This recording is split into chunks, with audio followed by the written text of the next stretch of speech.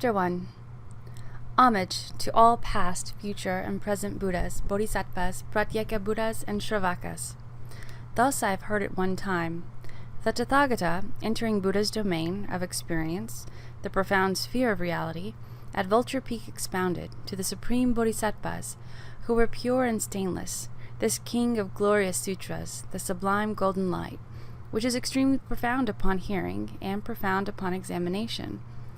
The Buddhas in the four directions confer their blessings.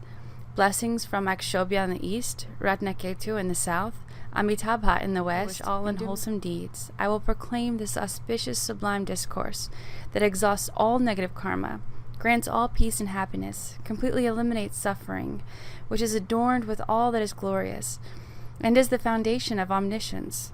Granting blessings, this I shall explain.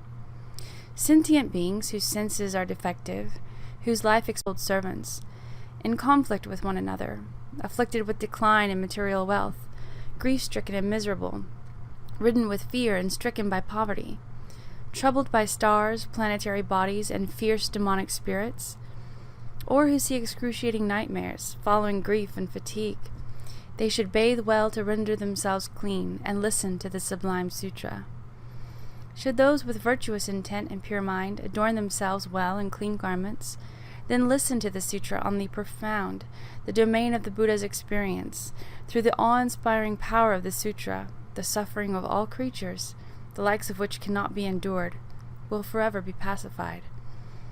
Protection will be offered to them by the guardians of the world, their ministers and army chiefs, tens of thousands of millions of Yakshas, the great goddess Sarasvati, and the goddess who dwells the Brahma kings and kings of the 33, the powerful kings of serpents, kings of Kinnaras and kings of Asuras, likewise by the kings of Garudas. They with their clans and might will arrive, along with their mounts, and unfailingly, day and night, offer protection to beings. I will clearly expound this sutra on the profound, the domain of Buddha's experience, the secret of all Buddhas, difficult to find in tens of millions of eons. Those who hear this sutra, those who cause others to hear it, those who rejoice upon hearing and make offerings to it, for tens of millions of eons, shall be venerated by gods and nagas, humans and kinnaras, asuras and yakshas. For beings without merit, their store of merit will grow into a limitless, incalculable, inconceivable mass. Fiercely will they be protected by Buddhas in the 10 directions, likewise also by Bodhisattvas engaged in grow into a limitless, incalculable, inconceivable mass. Fiercely will they be protected by Buddhas in the 10 directions, likewise also by Bodhisattvas engaged in the profound. Clad in clean garments, wearing well-perfumed clothes, possessing a mind firm with love, without distraction, one should honor this sutra. Render the mind spotless. Put forth effort to make it expansive and intensely clear. Then listen to the Sublime Sutra. Those who listen to this sutra will be acclaimed among humans, attain an excellent human existence, and live a life of comfort. Those into whose ears the sublime discourse is echoed will have merit roots refined, and numerous Buddhas will extol them. This ends the first chapter. Service to many hundreds of thousands of millions of Buddhas. He thought to himself, what cause and what condition will cause the Lord Shakyamuni to live? Merit roots refined, and numerous Buddhas will extol them.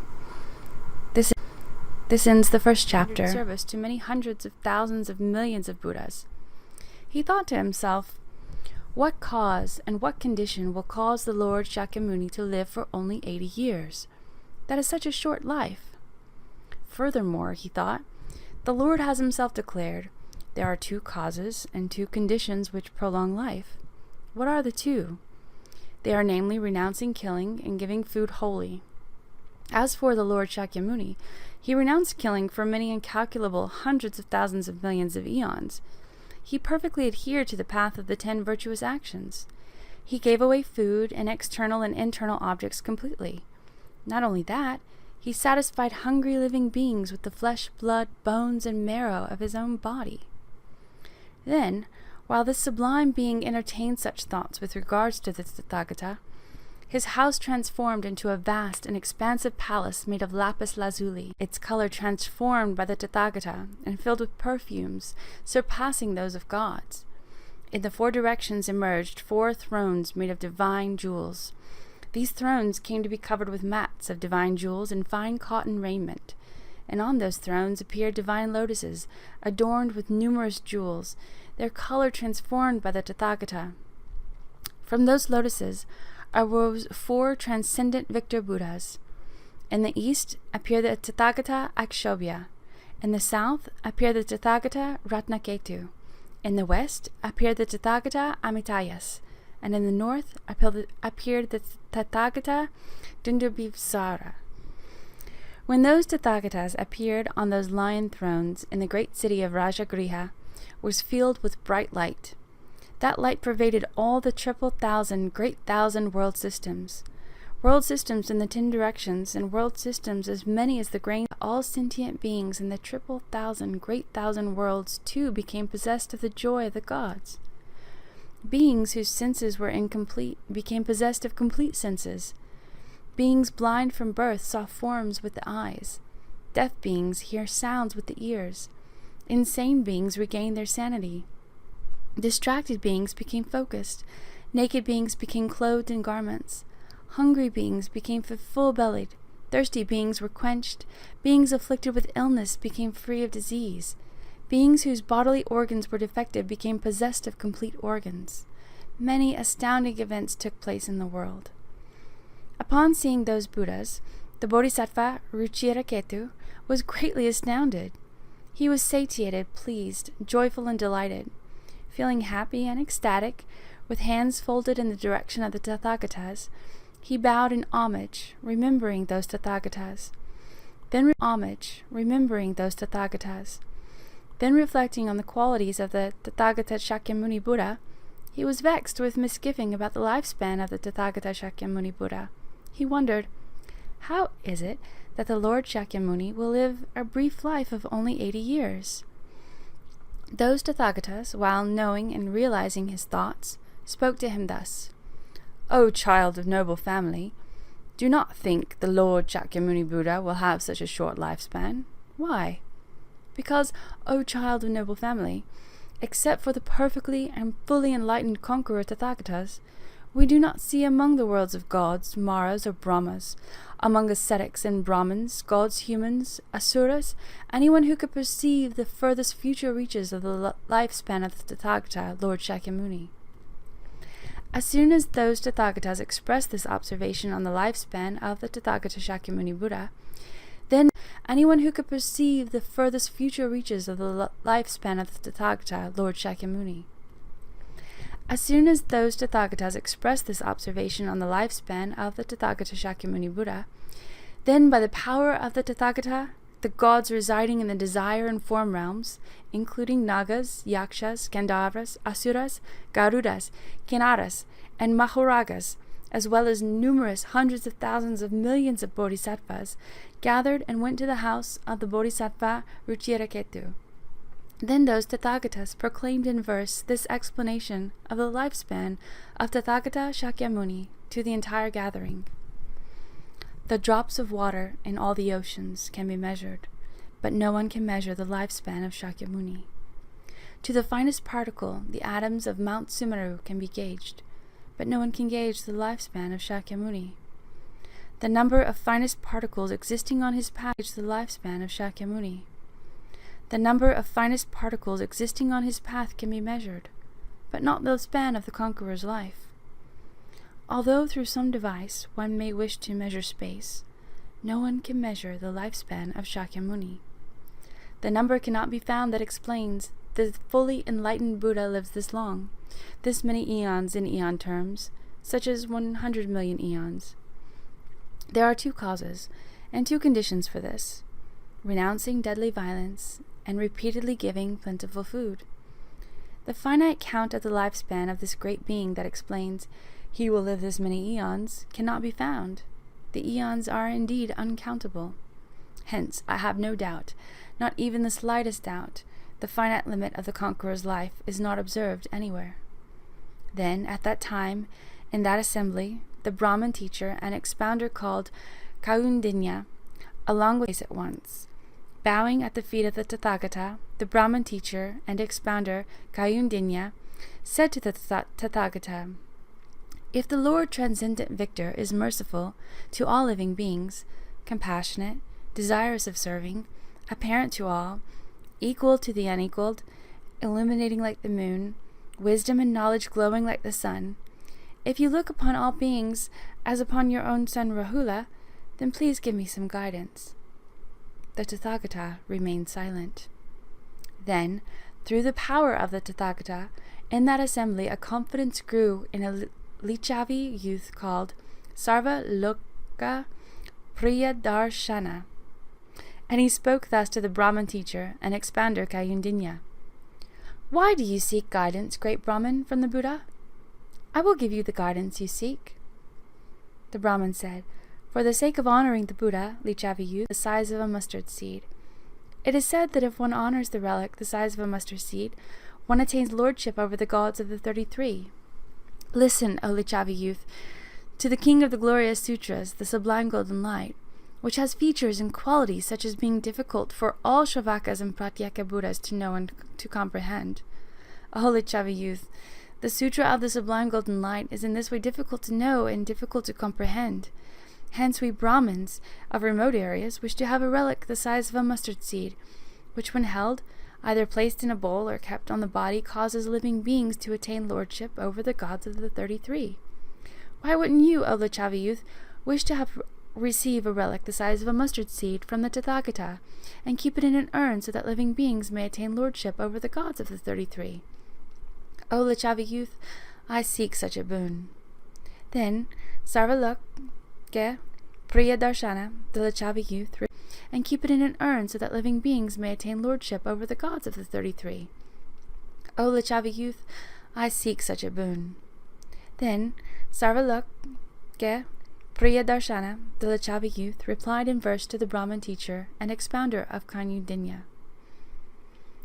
When white lilies grow and the Ganges swift currents, when crows become red and cuckoos turn the color of conch, when palm fruits grow in the rose apple tree, and on the date tree mangoes form, at that time a relic the size of a mustard seed will appear. When from tortoise hair clothing claw-shielding winter's bite can be woven well, then there will be a relic. When from the legs of gnats multi-storied towers can well be built, solidly firm and never shaking, then there will be a relic. When all leeches grow white teeth, sharp and big, then there will be a relic. When from the horns can well be built, solidly firm and never shaking, then there will be a relic. When all leeches grow white teeth, sharp and big, then there will be a relic. When from the horns of rabbits ladders can be built, well, in order to climb high, then there will be a relic. Climbing this ladder, should a mouse eat the moon and harm Rahu as well, then there will be a relic. When bees that buzz in towns drink a pitcher of wine and make a dwelling in a house, then there will be a relic. When donkeys become happy, well versed in singing and dancing, their lips ruddy like the bimba fruit, then there will be a relic. When owls and crows flock to solitude, frolic together, and become friendly, then there will be a relic. When the leaves of the palasha tree become an umbrella made of 3 jewels that keeps off the rain, then there will be a relic.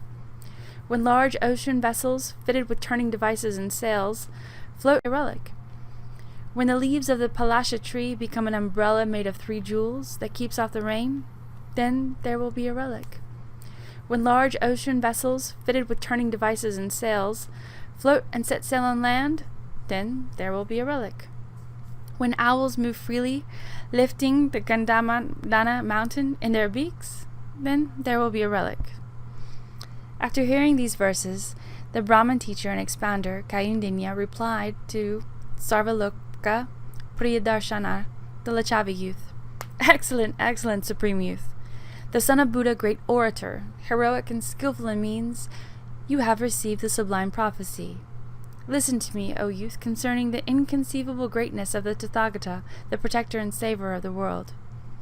The realm of the Buddhas is inconceivable, and the Tathagatas are peerless. All Buddhas are ever serene. All Buddhas are perfectly emerged. All inconceivable greatness of the Tathagata, the protector and saver of the world. The realm of the Buddhas is inconceivable, and the Tathagatas are peerless. All Buddhas are ever serene. All Buddhas are perfectly emerged. All Buddhas are of the same hue. This is the suchness of Buddhas. The Lord Transcendent Victor is uncontrived. The Tathagata is unborn. His body, hard as a vajra, manifest emanated forms. Thus no relic small as a mustard seed of the great sage is to be found. Since his body is without bone and blood, how can there be a relic? Yet to benefit living beings, skillfully, relics are formed. Dharmakaya, the complete Buddha. Dharmadhatu, the Tathagata, akin to the deed of the teaching of Dharma. These are the body of the Lord. Because I heard and knew this, I sought this sublime gift, to make this truth plain and clear. Thus I initiated this discourse. Beyond suffering. The transcendent Victor Buddha is inconceivable. Though the Tathagata's body is permanent, it pervades a multitude of forms for the welfare of sentient beings. Having heard these discourses explaining the lifespan of the Tathagata Shakyamuni Buddha, from these Tathagatas and the two great beings, the Bodhisattva Ruchiraketu was thoroughly satiated, pleased, extremely delighted, and filled with joy. He was overwhelmed with great bliss of mind. While this discourse on the Tathagata's span of life was being given, inconceivable, countless sentient beings generated altruistic resolve for peerless and perfect enlightenment. Then those Tathagatas vanished in that very spot. The end of Chapter 2. Chapter 3. Then the Bodhisattva Ruchiraketu slid into sleep. He dreamed that he saw a golden drum, its light shining like the orb of the sun. Left the great city of Rajagriha. He arrived at Vulture Peak, where the Tathagata was. Having reached there, he prostrated himself at the feet of the Tathagata, circumambulated the Tathagata 3 times, and sat to one side.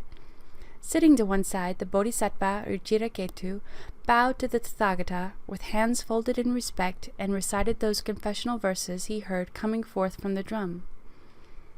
Chapter 4.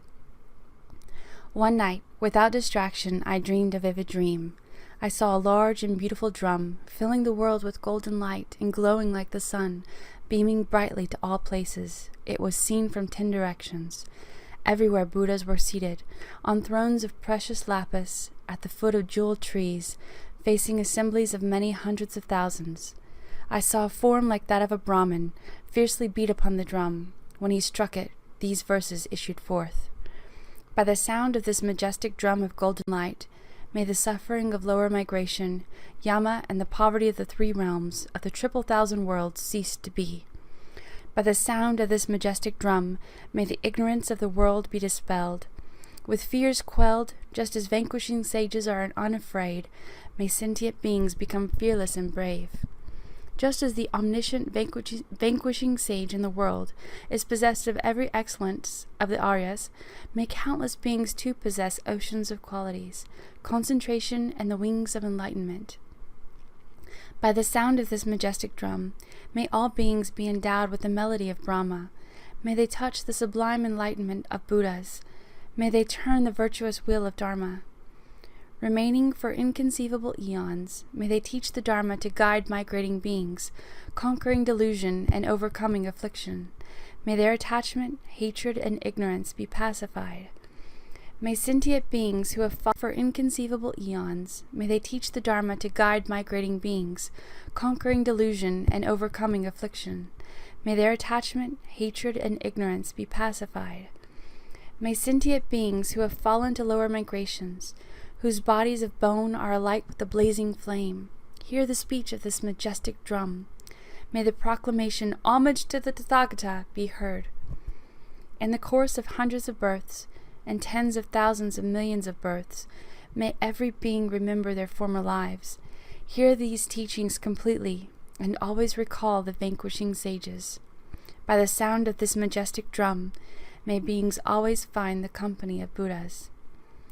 Thoroughly renouncing every harmful act, may they engage in only virtuous deeds.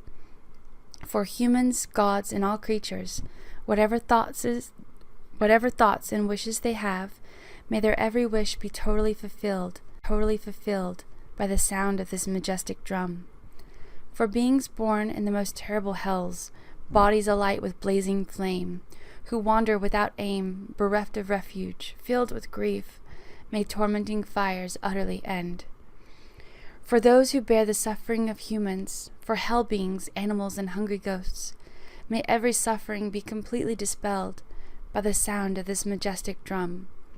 For those who are without refuge, without base, support, or friend, may I become their supreme refuge, their base, their support, and friend. Supreme among bipeds, O Buddhas, dwelling in worlds of 10 directions, with merciful, compassionate mind, please pay attention to me. O Buddhas, possessed of the 10 powers, those terrible wicked acts I have committed in the past, before your eyes, I confess them all. Whatever unwholesome deeds I have done, not holding parents as parents, not holding Buddha body with pride of affluence and class, whatever unwholesome deeds I have done, through harmful thoughts, harmful words, the thought of harm is harmless, and harmful actions done.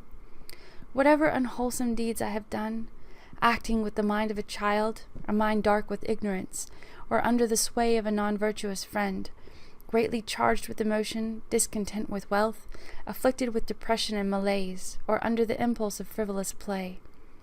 Whatever unwholesome deeds I have done, through mixing with vile characters of non-Aryas, through jealousy and miserliness, and through poverty and guile, whatever unwholesome deeds I have done, when poverty came to me, fearing loss of the desirable, and stricken with a dearth of material goods, whatever unwholesome deeds I have done, under the power of a flighty mind, ruled by desire and hatred, or oppressed by hunger and thirst, whatever unwholesome deeds I have done, when oppressed by affliction, or acquiring food, drink, and attire, through misdeeds of body, speech, and mind, I have amassed 3-fold wrong acts.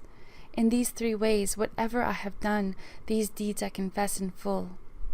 Whatever I have done, disrespecting the Buddhas, the Dharma, and Shravakas too, these deeds I confess in full. Actions I have done lacking respect to Pratyeka Buddhas, as well as to Bodhisattvas, these deeds I confess in full. Disrespect I have shown to those who preach the Dharma, likewise contempt of the Dharma itself, these deeds I confess in full. Continually unaware of its benefit, I have rejected the sublime Dharma, I have shown unwitting insolence to parents, these deeds I confess in full. Childish and veiled by stupidity, blind with desire and hatred, ignorance, arrogance, and pride, these deeds I confess in full. Honoring those who possess 10 powers, I shall worship in full. Childish and veiled by stupidity, blind with desire and hatred, ignorance, arrogance, and pride, these deeds I confess in full. Honoring those who possess 10 powers, I shall worship those dwelling in all directions. I shall deliver sentient beings inhabiting every realm from all suffering. I shall place uncountable beings upon the Bodhisattva's 10 grounds, abiding in these 10 sages. May they all become Tathagatas. Until I am capable of freeing them all from countless oceans of suffering, for 10 million eons I shall strive, for the sake of even one sentient being. To the sentient beings I shall reveal this sutra called Sublime Golden Light, which rids one of every harmful misdeed and expounds upon the profound. Those who for 1,000 eons committed deadly unwholesome deeds, by confessing them earnestly once, through this sutra all will be purified.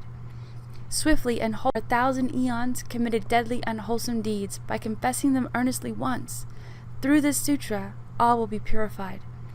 Swiftly and wholly consuming all karmic obstructions, by making confession through the sublime golden light, I shall abide on the 10 bodhisattva grounds, those mines of supreme precious jewels, that I may shine with the Tathagata's marks and signs, and free beings from the oceans of existence.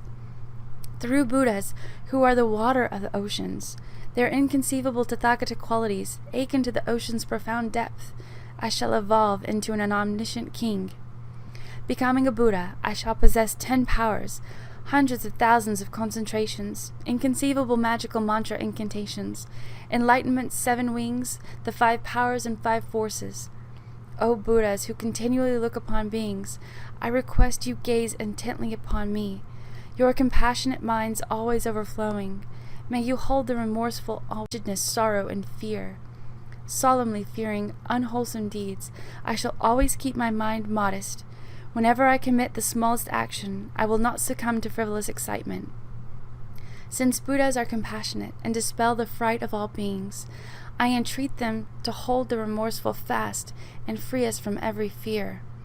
May the Tathagatas keep at bay my negative karma and emotion. May the Buddhas always bathe me with the water of their compassion. I confess all unwholesome deeds, whatever I have done in the past. Whatever is done in the present, these deeds I confess in full. I shall not conceal or hide harmful actions I have done. In future times I shall refrain from deeds that render me full shame.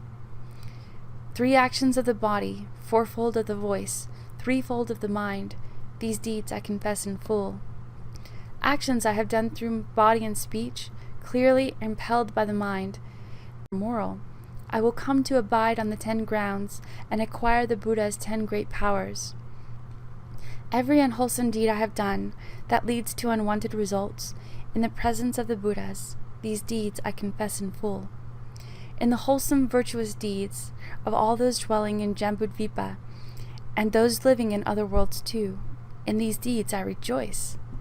Likewise, whatever merit I have gathered, through body, speech, and mind, by the force of this virtue's ripening effect, may supreme enlightenment be attained. Deeds committed on samsara's precarious wheel, those actions influenced by a childish mind, approaching the presence of the peerless 10 powers, all these deeds I confess individually. Through feeble birth, feeble existence, feeble world, and feeble volatile mind, multitudes of physical actions, this mass of evil deeds I confess in full. Wretched with delusion of the childish and foolish, through feeble birth, feeble existence, feeble world, and feeble volatile mind, multitudes of physical actions, this mass of evil deeds I confess in full. Wretched with delusion of the childish and foolish, wretched through association with non-virtuous friends, wretched with existence, wretched with desire, wretched with hatred, wretched with ignorance, wretched with fatigue, wretched with time, and wretched in accomplishing virtue, I approach the incomparable conquerors and confess all negative deeds individually. I prostrate to the Buddhas oceans of virtue, golden like Mount Sumeru. Going for refuge, I bow my head, in prostration to the golden conquerors. Their compassionate light dispels the double mantle of darkness. Buddhas are suns, blazing glory, splendor, and renown. Golden in color, eyes fine as pure, faultless lapis. They glow with the glitter of pure gold. Light dispels the double mantle of darkness. Buddhas are suns, blazing glory, splendor, and renown. Golden in color, eyes fine as pure, faultless lapis. They glow with the glitter of pure gold. Their exquisite and beautiful limbs are utterly flawless and perfectly formed. From pristine limbs, the Buddha's sun radiates shafts of golden light. Consumed by the flame of negative passion, sentient beings blaze like fire. They are refreshed and soothed by the moon-like light of the Buddhas. 32 major marks render their senses exquisitely refined. Their awe-inspiring limbs are graced by 80 minor signs. Filled with merit and glory like splendid rays of spinning light, they orbit as does the sun in the darkness of the triple realms. Pure as lapis with an array of rich color, exquisitely adorned by myriad webs of light, your limbs resemble the crystals, silver and crystalline into the great river of cyclic existence, tossed amidst crushing waves of sorrow and death. May abundant immense rays of the sun that is the Tathagata deplete the ocean of samsara, violent and cruel. With limbs shining brightly, the color of gold, they are wisdom's source, peerless among the 3 realms. Their limbs are adorned with intensely charming marks. I prostrate to the Buddhas, whose bodies sparkle gold. Just as water in the ocean cannot be measured, just as dust on the earth is utterly without end, just as Mount Sumeru possesses matchless stone, and the edge of space is infinitely unknown, likewise the virtues of Buddhas are limitless. If sentient beings took the measure of their qualities, and for countless eons reflected upon them, still the extent of their virtue could not be seen. If counted for eons, one may possibly know water droplets at hair's end, or particles of the earth's mountains renown, their bodies embellished with major marks of goodness, and the sublime 80 minor signs. Through these virtuous actions, I shall soon become a Buddha on the earth. Preaching the doctrine that guides the world, I shall free beings forever afflicted by suffering. I shall triumph over Mara with his army and might. I shall turn the wheel of virtuous Dharma.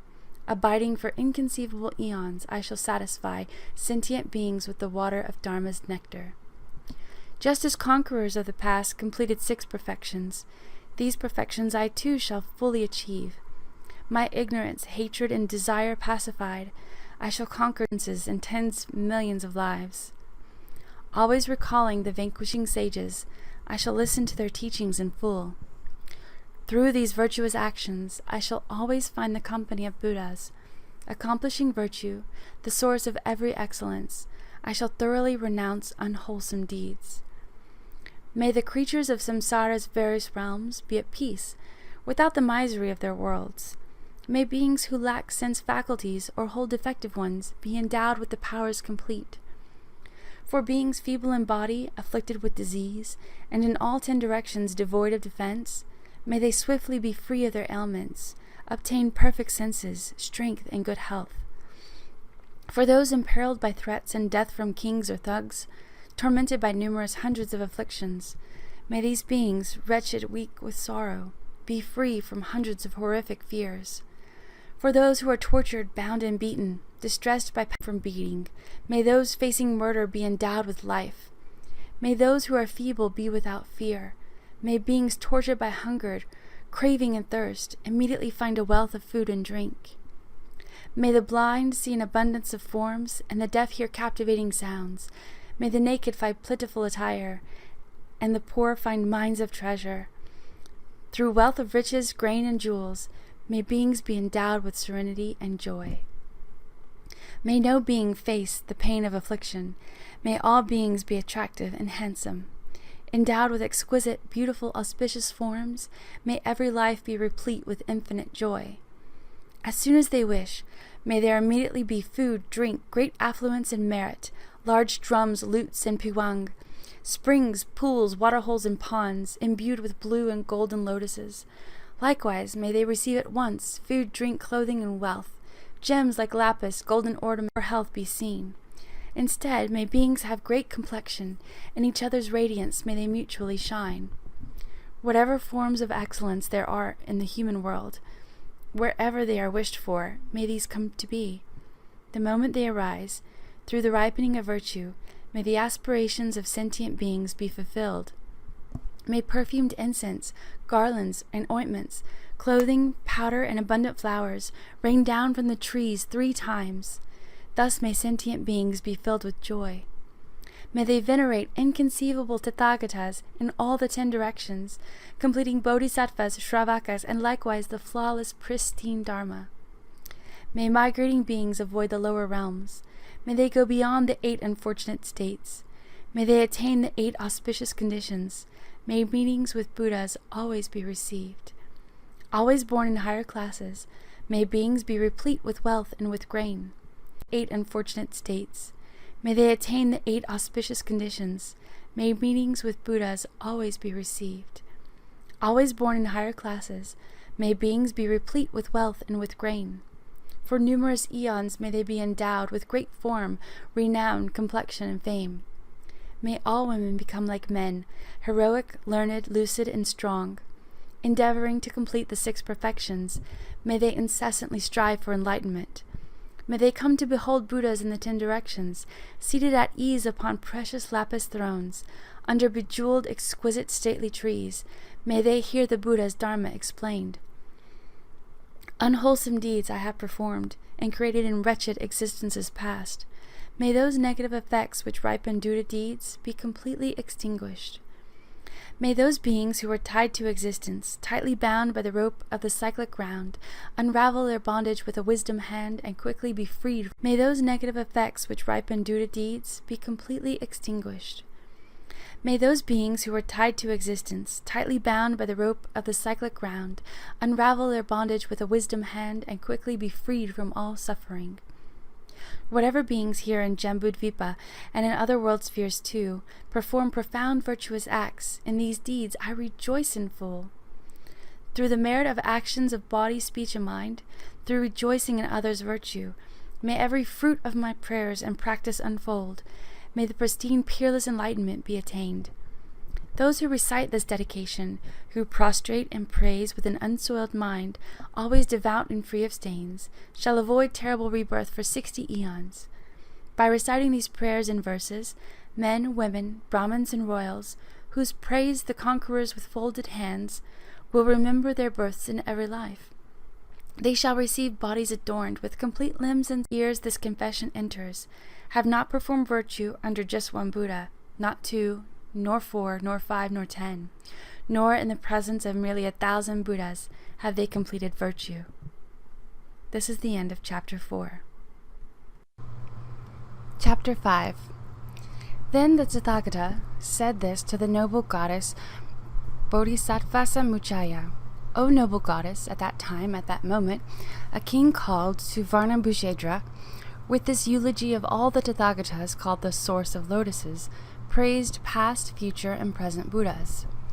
Conquerors that appeared in the past, those who dwell now in the 10 directions worlds, to the conquerors I prostrate, of these conquerors I sing praise. The vanquishing sages are calm, utterly calm and pristine. Their bodies shine with the color of gold.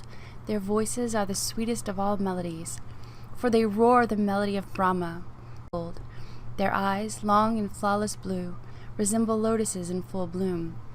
Their tongues, fine and broad, lotus-colored and shining, resembling a lotus thread.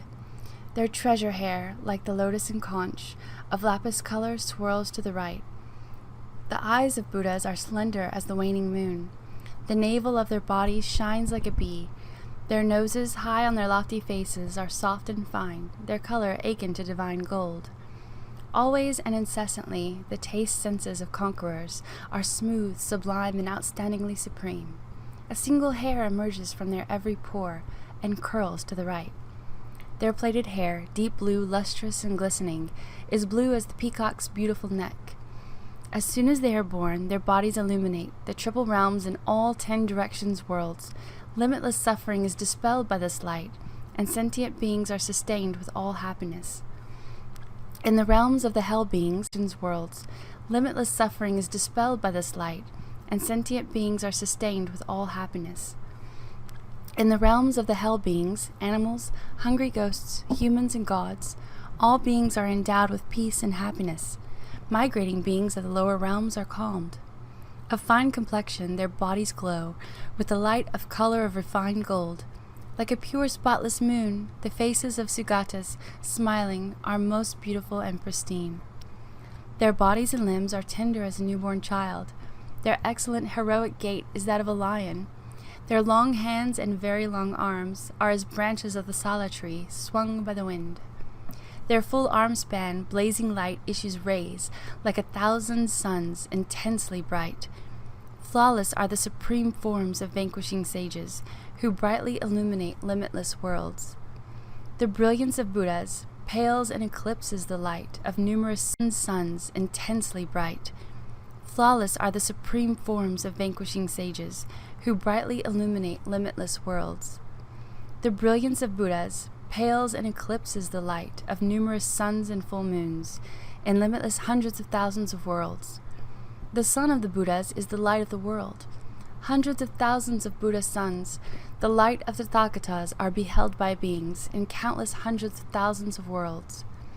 Their forms, possessed of 100,000 merits, are fully adorned with every virtue. The arms of conquerors resemble the regal elephant's trunk. The light of their hands and feet is striking and bright. Equaling the dust particles on the surface of the earth are past Buddhas, numerous as grains of fine sand. Buddhas to come are just equal to that in number. Equal too are those abiding now. With speech, mind, and body pure, I offer flowers, incense, and abundant praise. Numerous as grains of fine sand. Buddhas to come are just equal to that in number. Equal too are those abiding now. With speech, mind, and body pure, I offer flowers, incense, and abundant praise, my mind overflowing with virtue, I prostrate to these conquerors. The qualities of conquerors are only virtue, of the highest essence and ranging wide. Had I 100 tongues and 1,000s of eons, I could not express the qualities of Buddhas. Since even with 1,000 tongues, conquerors' virtues are beyond all words. How with merely 100 tongues could all the qualities of conquerors be told? Should all the worlds, including realms of gods, become an ocean of water approaching Samsara's peak, these waters may be gauged in hair-tip drops, yet not one virtue of Tathagatas can so be measured. Through body, speech, and lucid mind, I have sung this eulogy to all conquerors. Through the finest fruit of merit I have gathered thus, gauged in hair-tip drops, yet not one virtue of Tathagatas can so be measured. Through body, speech, and lucid mind, I have sung this eulogy to all conquerors. Through the finest fruit of merit I have gathered thus, may sentient beings touch supreme enlightenment. Having praised the Buddhas in this way, the king made the following wish. In limitless eons, in the future too, wherever I am reborn, may I see such a drum as in the dream, and from it hear such a confession. In every birth may I find a eulogy to conquerors, equal to source of lotuses. Buddha qualities, limitless and peerless, hard to find in thousands of eons, I will hear these virtues in the dream. Upon waking, I shall expound them. I shall liberate all beings from the ocean of suffering. I shall complete the 6 perfections. When in this way I achieve peerless enlightenment, may my Buddha field not be loose and infirm. As an effect of the fruition of offering the drum and singing the praise to all Buddhas, I shall directly behold the Lord Shakyamuni. Then with my sons, Kanaka Bhujendra and Kanaka Prabha, may I receive the supreme prophecy. Along with my 2 children, may the prediction of enlightenment be attained. For those beings who lack abode or support, and are wretched and bereft of refuge, may I in future times become their refuge, protector, and guardian, so that I may end their suffering at its source, and become a wellspring of all virtue. In the future I shall accomplish enlightening deeds, for eons as many as those gone past. Through this confession of sublime golden light, may the ocean of my misdeeds dry up. May the ocean of my karma be depleted. May the ocean of my delusions be exhausted. May the ocean of my merit be complete. May the ocean of my wisdom be perfectly pure, and become an ocean of every virtue. May enlightenments be pristine. Through the sublime light of stainless wisdom, may the light of my form glisten, and cause the light of merit to gleam.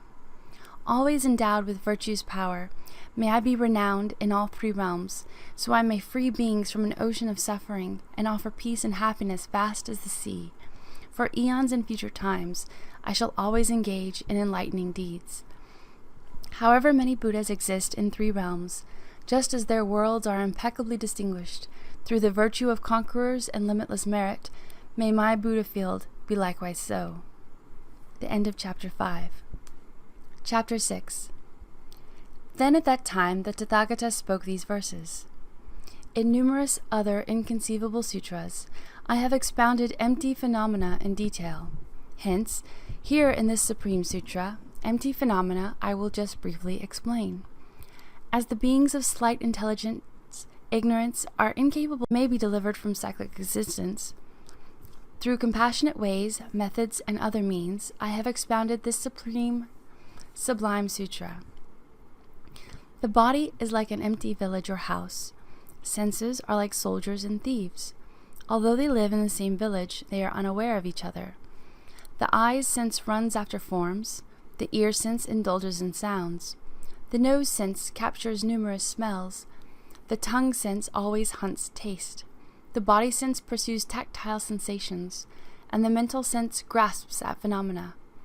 These 6 individual senses are each absorbed in their objects. The mind is capricious as an illusion, its 6 senses thoroughly engrossed, like a man who runs to an empty village, and resides there among soldiers and thieves. The mind dwells in the 6 objects, and fully knows the objects of the senses. Therefore the mind resides in 6 objects, and fully knows. The mind in motion like a bird in flight, in all 6 enters the sense faculties. In whatever sense it abides, it lends that sense its knowing nature. The body, like a machine in an empty village, is without motion and completely without action. Lacking core essence, it arises from conditions. Arising from concepts, it lacks inherent nature.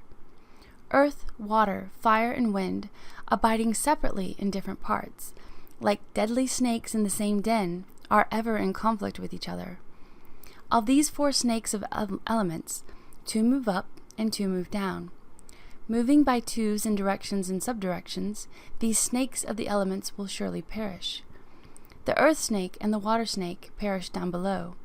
The fire snake and the wind snake ascend to the space above.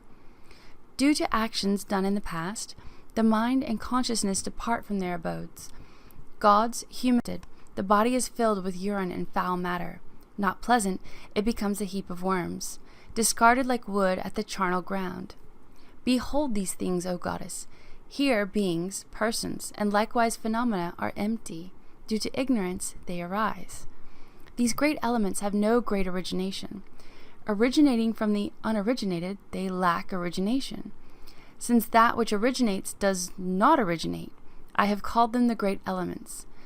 They do not exist and do not ever exist. Due to ignorance, they come into being. Ignorance itself does not exist. Thus, I have called it ignorance. Action, consciousness, name and form, the six sources, contact, feeling, craving, grasping, and existence too. Birth, aging and death, sorrows and afflictions, these comprise the 12 links of dependent origination. The inconceivable suffering of cyclic existence, as they cut the view of self-existence, sever the net of afflictions, brandish the sword of knowledge, behold the abode of aggregates is empty. In this way, enlightenment shall be reached. I have opened the door for the city of nectar, and thoroughly entered into its abode. I have utterly revealed the vessel of nectar. With its juice I have been filled. I have beaten the sublime drum of the Dharma.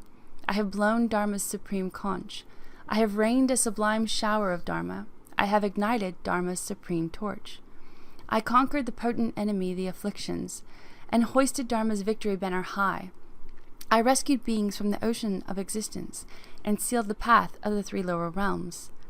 For being scorched by the fire of affliction, without support or cooperative forces, I soothed those burned by delusion's flame, and with nectar juice satisfied such beings. For inconceivably many eons I venerated in hands, eyes, and legs, the supreme part, the head, beloved daughters and sons, crystals, gems, pearls, ornaments, and gold, lapis, and various jewels. A person might cut and chop all that grows on this earth, bushes and trees, grasses and forests, in all the 1,000 worlds. If he ground them to powder and reduced them to dust, a mound reaching the end of space could be built and split into 3 parts. If knowledge of all the dust on earth, infinite units of 1,000 world spheres, was bestowed upon just one being, that being would be extremely superior. Possessed of exalted wisdom, he might count all those particles in that mound of dust. But the extent of the conqueror's knowledge cannot be known. Even in countless tens of millions of eons, the vitality of just a single moment of the conqueror's omniscient wisdom cannot be measured or gauged. This is the end of Chapter 6. Chapter 7. Then the vitality of just a single moment of the conqueror's omniscient wisdom cannot be measured or gauged. This is the end of Chapter 6. End of Chapter 6. Chapter 7. Then the great king Vaishravana, the great king Dhritarashtra, and the great king Virodaka, and the great king Virupaksha rose from their seats, put their upper robes over one shoulder, and knelt on their right knees. Bowing in reverence in the direction of the Tathagata, they spoke thus. Venerable transcendent victor, this king of glorious sutras, the sublime golden light, is proclaimed by all Tathagatas, discerned by all Tathagatas, considered by all Tathagatas, upheld by the entire assembly of Bodhisattvas, honored by the entire community of gods, worshipped by the entire community of gods, praised by all the kings of gods, and is venerated, praised, and revered by the world protectors. It illuminates the dwellings of the gods, magnanimously bestows supreme bliss upon sentient beings, dries up the suffering of all the kings of gods, and is venerated, praised, and revered by the world protectors. It illuminates the dwellings of the gods, magnanimously bestows supreme bliss upon sentient beings, dries up the suffering of beings in hells, the animal realms, and the worlds of Yama, severs the continuity of fear, repels all opponent armies, utterly ends all desolate famine, thoroughly pacifies all hopeless illnesses, and overthrows all unfriendly planets. This sutra makes beings supremely serene, utterly alleviates sorrow and afflictive emotions, utterly removes all forms of harm, and utterly overcomes hundreds of thousands of afflictions. If, Venerable Transcendent Victor, this King of Glorious Sutras, the Sublime Golden Light, is expounded perfectly and extensively among the assembly, then by hearing the Dharma and by the nectar of the Dharma, the divine bodies of us four great kings, along with our armies and retinues, will wax immensely, having his charisma, excellence, and consummate good fortune will follow. Venerable Transcendent Victor, we, the four great kings, abide by the Dharma, profess the Dharma, and are Dharma kings. Venerable Transcendent Victor, through the power of the Dharma, we will be kings of gods, Nagas, Yakshas, Gandharvas, Asuras, Garudas, Kinnaras, and Mahorgas. We will rout the terrible hordes of Bhutas, who are without compassion, and steal their glory from others. Venerable Transcendent Victor, we, along with the 28 great generals of the Yakshas, and with numerous hundreds of thousands of Yakshas too, will always watch over, guard, and protect the whole of Jambudvipa with our divine eye, which is pure and surpasses the eye of humans. Venerable Transcendent Victor, for this reason, we, the four great kings, are known by the name World Protectors. Venerable Transcendent Victor, whatever region of this Jambudvipa is overrun by foreign armies, afflicted with famine and disease, we, the four kings, will give support to the devout monks who keep the Kings of Glorious Sutras, the Sublime Golden Light. Venerable Transcendent Victor, when devout monks, upon receiving encouragement from us, the four great kings, through magic power and blessings, travel to those regions and proclaim perfectly the King of Glorious Sutras, the Sublime Golden Light, the hundreds of harms and the thousands of harms occurring in those regions will cease. Venerable Transcendent Victor, whatever regions of a king of humans the devout monks who hold the King of Glorious Sutras, the Sublime Golden Light, visit, those very regions will be visited by the King of Glorious Sutras, the Sublime Golden Light. Venerable Transcendent Victor, should a king of humans listen to the King of Glorious Sutras, the Sublime Golden Light, and having listened, should he then give protection, give refuge, care for, and save those monks from all their enemies, then, Venerable Transcendent Victor, we, the four great kings, will protect, give refuge, care for, save, and give peace and well-being to the better enemies. Then, Venerable Transcendent Victor, we, the four great kings, will protect, give refuge, care for, save, and give peace and well-being to the benefit to the beings living on the entire country of that King of humans. Venerable Transcendent Victor, should a king of humans help bhikshus, bhikshunis, upasakas, or upasikas to hold this King of Sutras, providing them with all conducive resources, then we, the four great kings, will ensure that all beings in the entire country of that King of humans possess excellent well-being and resources. Venerable Transcendent Victor, when a king of humans respects, honors, and offers service to the bhikshus, bhikshunis, upasakas, upasikas, and who hold the King of Sutras, then, Venerable Transcendent Victor, we, the four great kings, will greatly respect, greatly honor, greatly offer service, and greatly worship that King of humans. We will praise him in all regions. Then the Tathagata congratulated the four great. Then, Venerable Transcendent Victor, we, the four great kings, will greatly respect, greatly honor, greatly offer service, and greatly worship that King of humans. We will praise him in all regions. Then the Tathagata congratulated the four great kings. Excellent, excellent, O great kings, excellent. Excellent, you four great kings. It is like this. You have offered astonishing service to previous Buddhas, produced roots of virtue, honored hundreds of thousands of millions of Buddhas, abided by the Dharma and professed the Dharma, and through the Dharma you have become kings of gods and humans. It is like this. For a long time you have held a caring mind for all beings, a loving and giving mind resolutely set in the special resolve to bring benefit and happiness to all sentient beings. You have averted the unhelpful, you have persevered to achieve complete happiness for all beings. O you four great kings, do guard, give refuge, guide, care for, avert retribution, and ensure the peace and happiness of the kings of humans who venerate and honor this King of Glorious Sutras, the Sublime Golden Light. In this way, you 4 great kings with your armies, retinues, and numerous hundreds of thousands of Yakshas will thoroughly safeguard the Dharma system of past, present, and future Buddhas. You will also preserve and retain it. Then you 4 great kings, along with your armies, retinues, and numerous hundreds of thousands of Yakshas, will be victorious in the battle of gods and demigods. The demigods will be routed. In this way, as the King of Glorious Sutras, the Sublime Golden Light, subjugates the armies of adversaries. O 4 great kings, therefore, do guard, give refuge, guide, care for, and ensure peace and happiness of bhikshus, bhikshunis, upasakas, upasikas, who uphold the King of Glorious Sutras, the Sublime Golden Light. Then the great king Vaishravana, the great king Dhritarashtra, the great king Virudaka, and the great king Virupaksha rose from their seats, victor.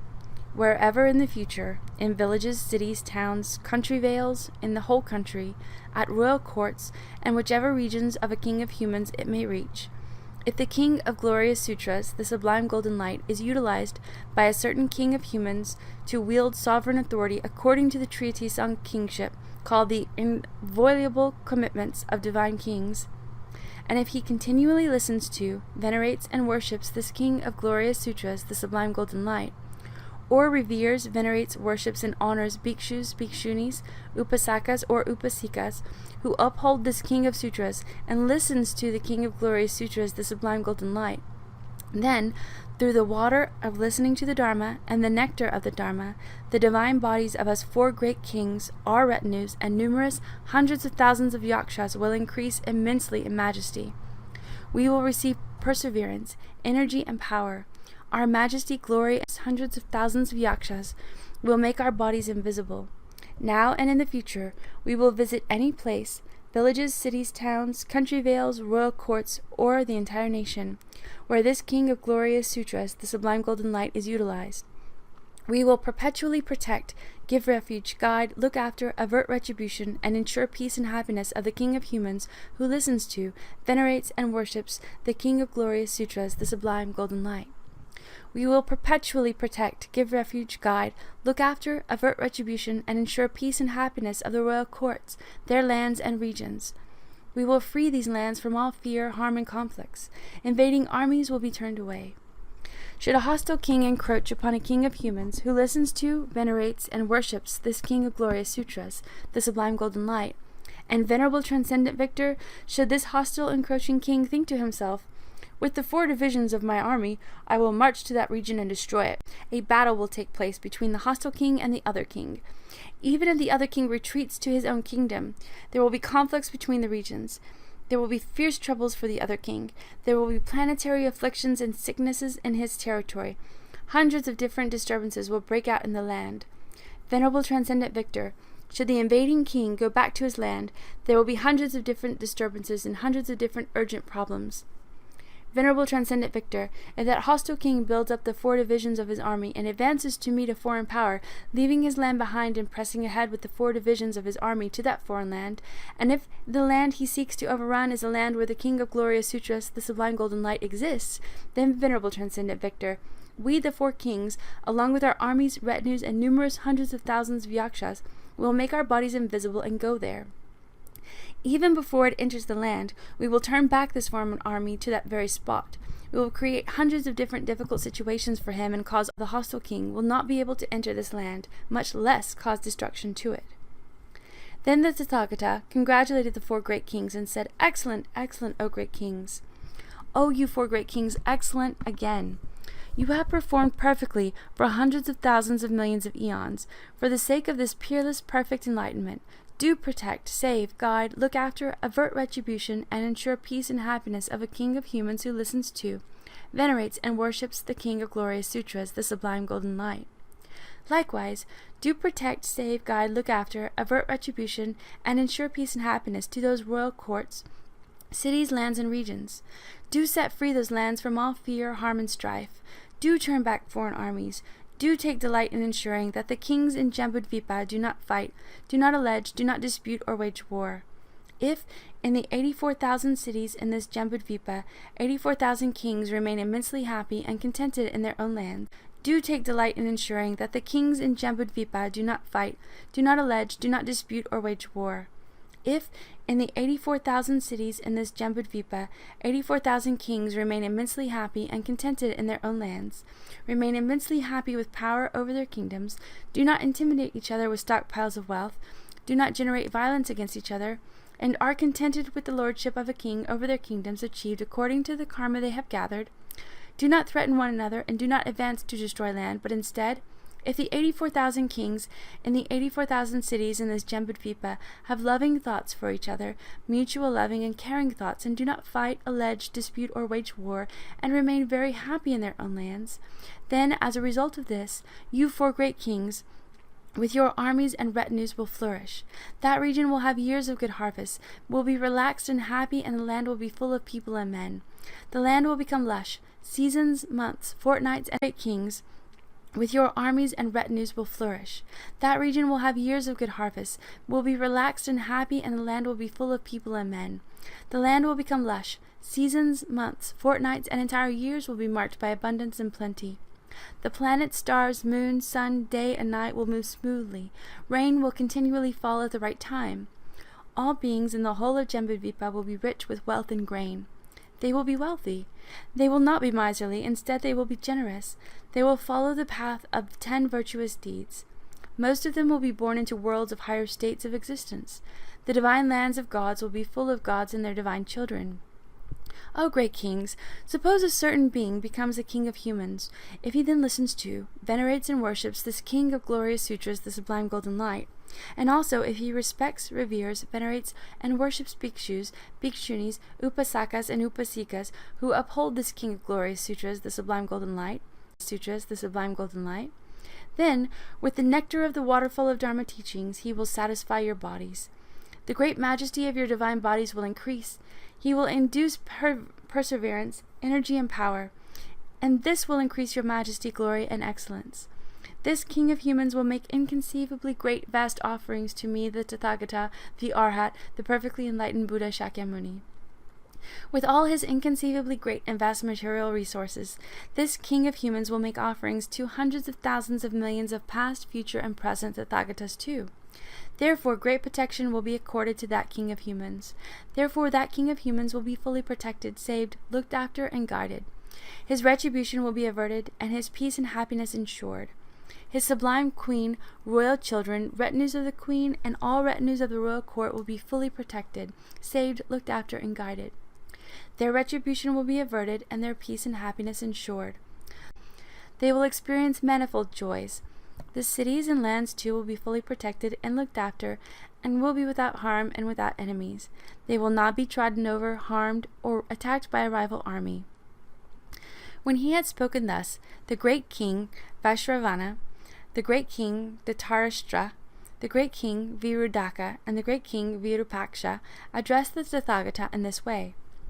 Venerable Transcendent Victor, should a certain king of humans seek to listen to this king of glorious sutras, the sublime golden light, seek protection for himself and for his sublime queen as well, as the princes, princesses, and retinues of the queen, should he seek the great inconceivable, supremely superior, peerless peace and well-being for the retinues in the palace, should he seek to increase in that life the great inconceivable power of his sovereign kingship, to become endowed with inconceivable greatness, to hold an incalculable stock of merit, to produce his entire land, guard it, ensure it is without increase in that life the great inconceivable power of his sovereign kingship, to become endowed with inconceivable greatness, to hold an incalculable stock of merit, to produce his entire land, guard it, ensure it is without harm, without enemy, and not overrun by the rival army, without infectious disease, and without trouble, then, Venerable Transcendent Victor, that king of humans, with an undistracted mind filled with respect and veneration, should honor and listen to this king of glorious sutras, the sublime golden light.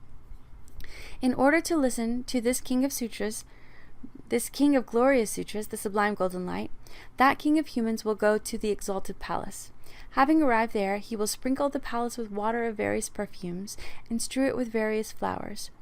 When that palace has been sprinkled with water of various perfumes, and strewn with various flowers, he will set up a high Dharma throne, well adorned with various ornaments.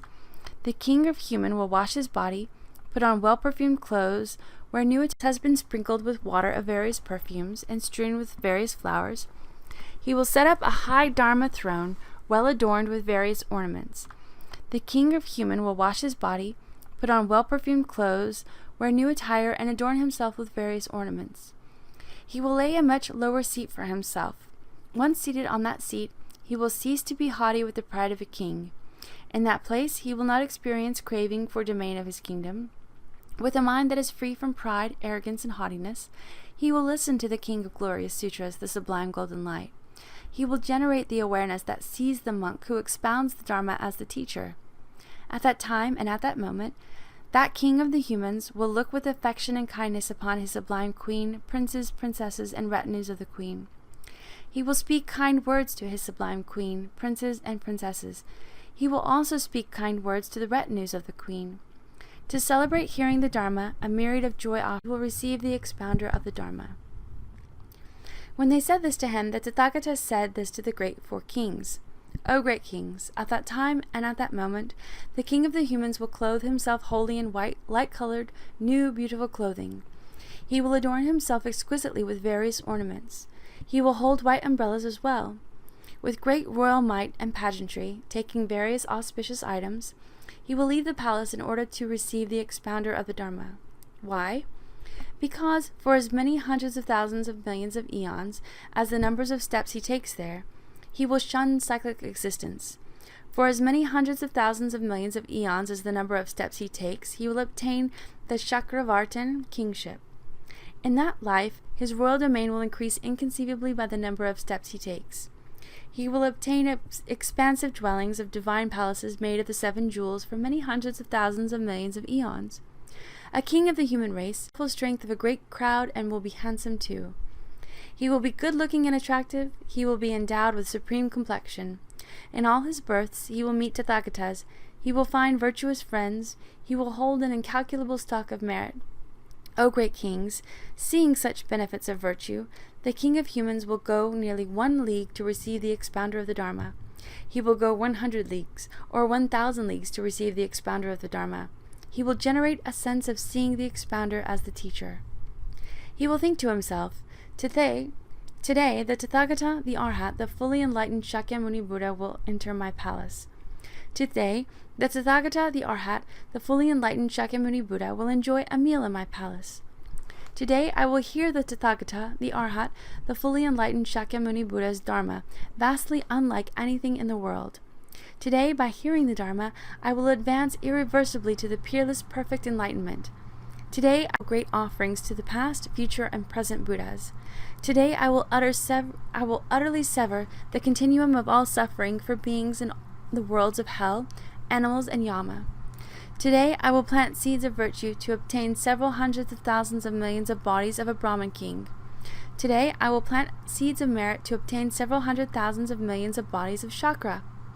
I will plant seeds of merit to obtain several hundred thousands of millions of rebirths as a Chakravartin king. Today, I will be free from cyclic existence for several hundreds of thousands of millions of eons. Today, I will hold a stock of merit that is inconceivable, great, vast, and incalculable. Today, I will accord great protection in the entire circle of the queen's retinues. Today, here in the palace, I will give inconceivable, supreme, excellent, matchless, great peace and happiness to beings. Today, I will cause the entire land to be protected, guarded, freed from harm and enemies, undefeated by all news.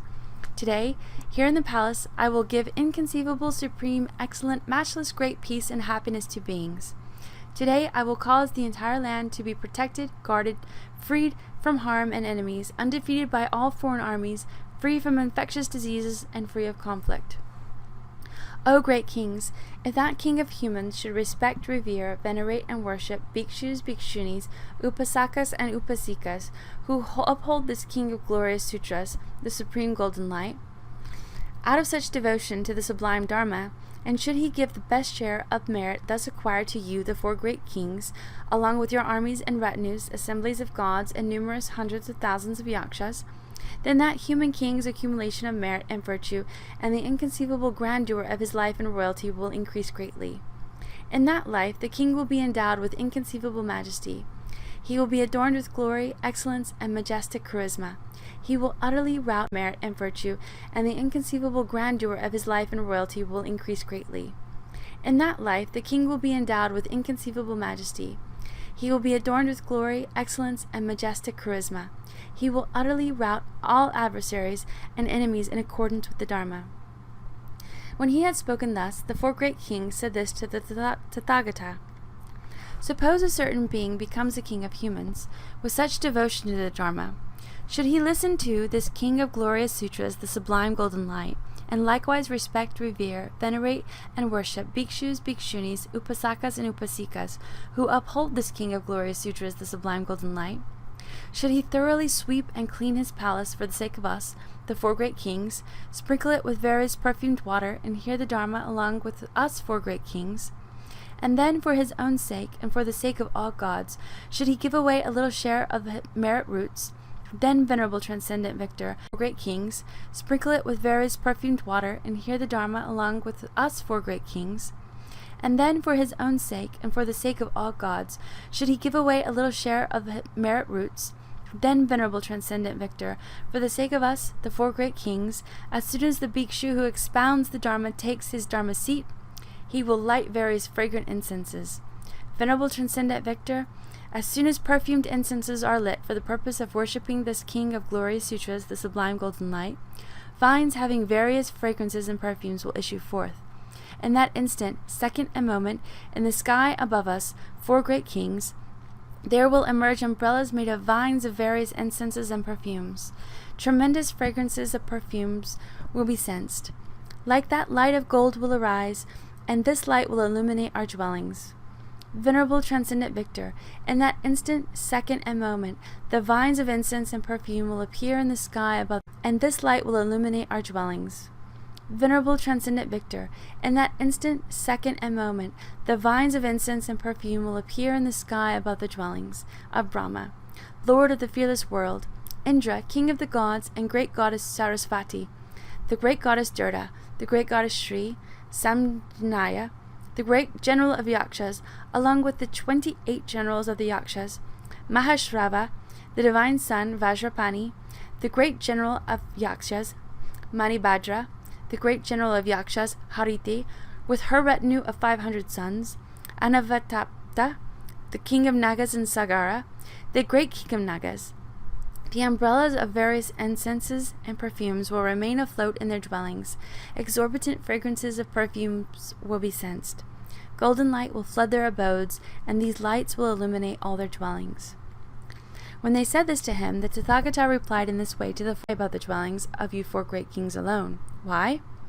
It is also because, O great kings, as soon as that king of humans lights various incenses in order to worship the king of glorious sutras, the sublime golden light, vines from those various incenses and perfumes will appear from the single stick of incense that he holds in his hands.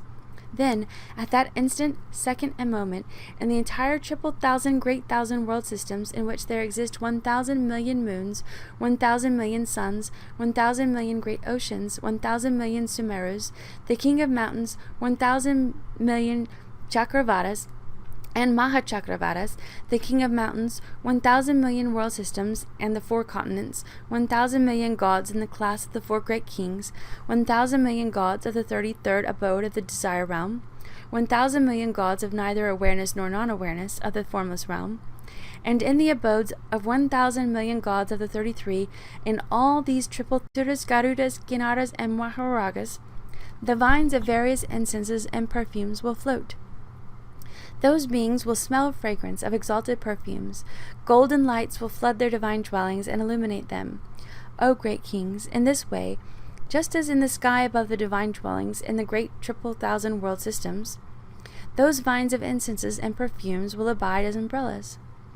As soon as that king of humans lights the various incenses in order to worship the king of glorious sutras, the sublime golden light, by the power of the king of glorious sutras, the sublime golden light, there will appear vines and various incenses and perfumes.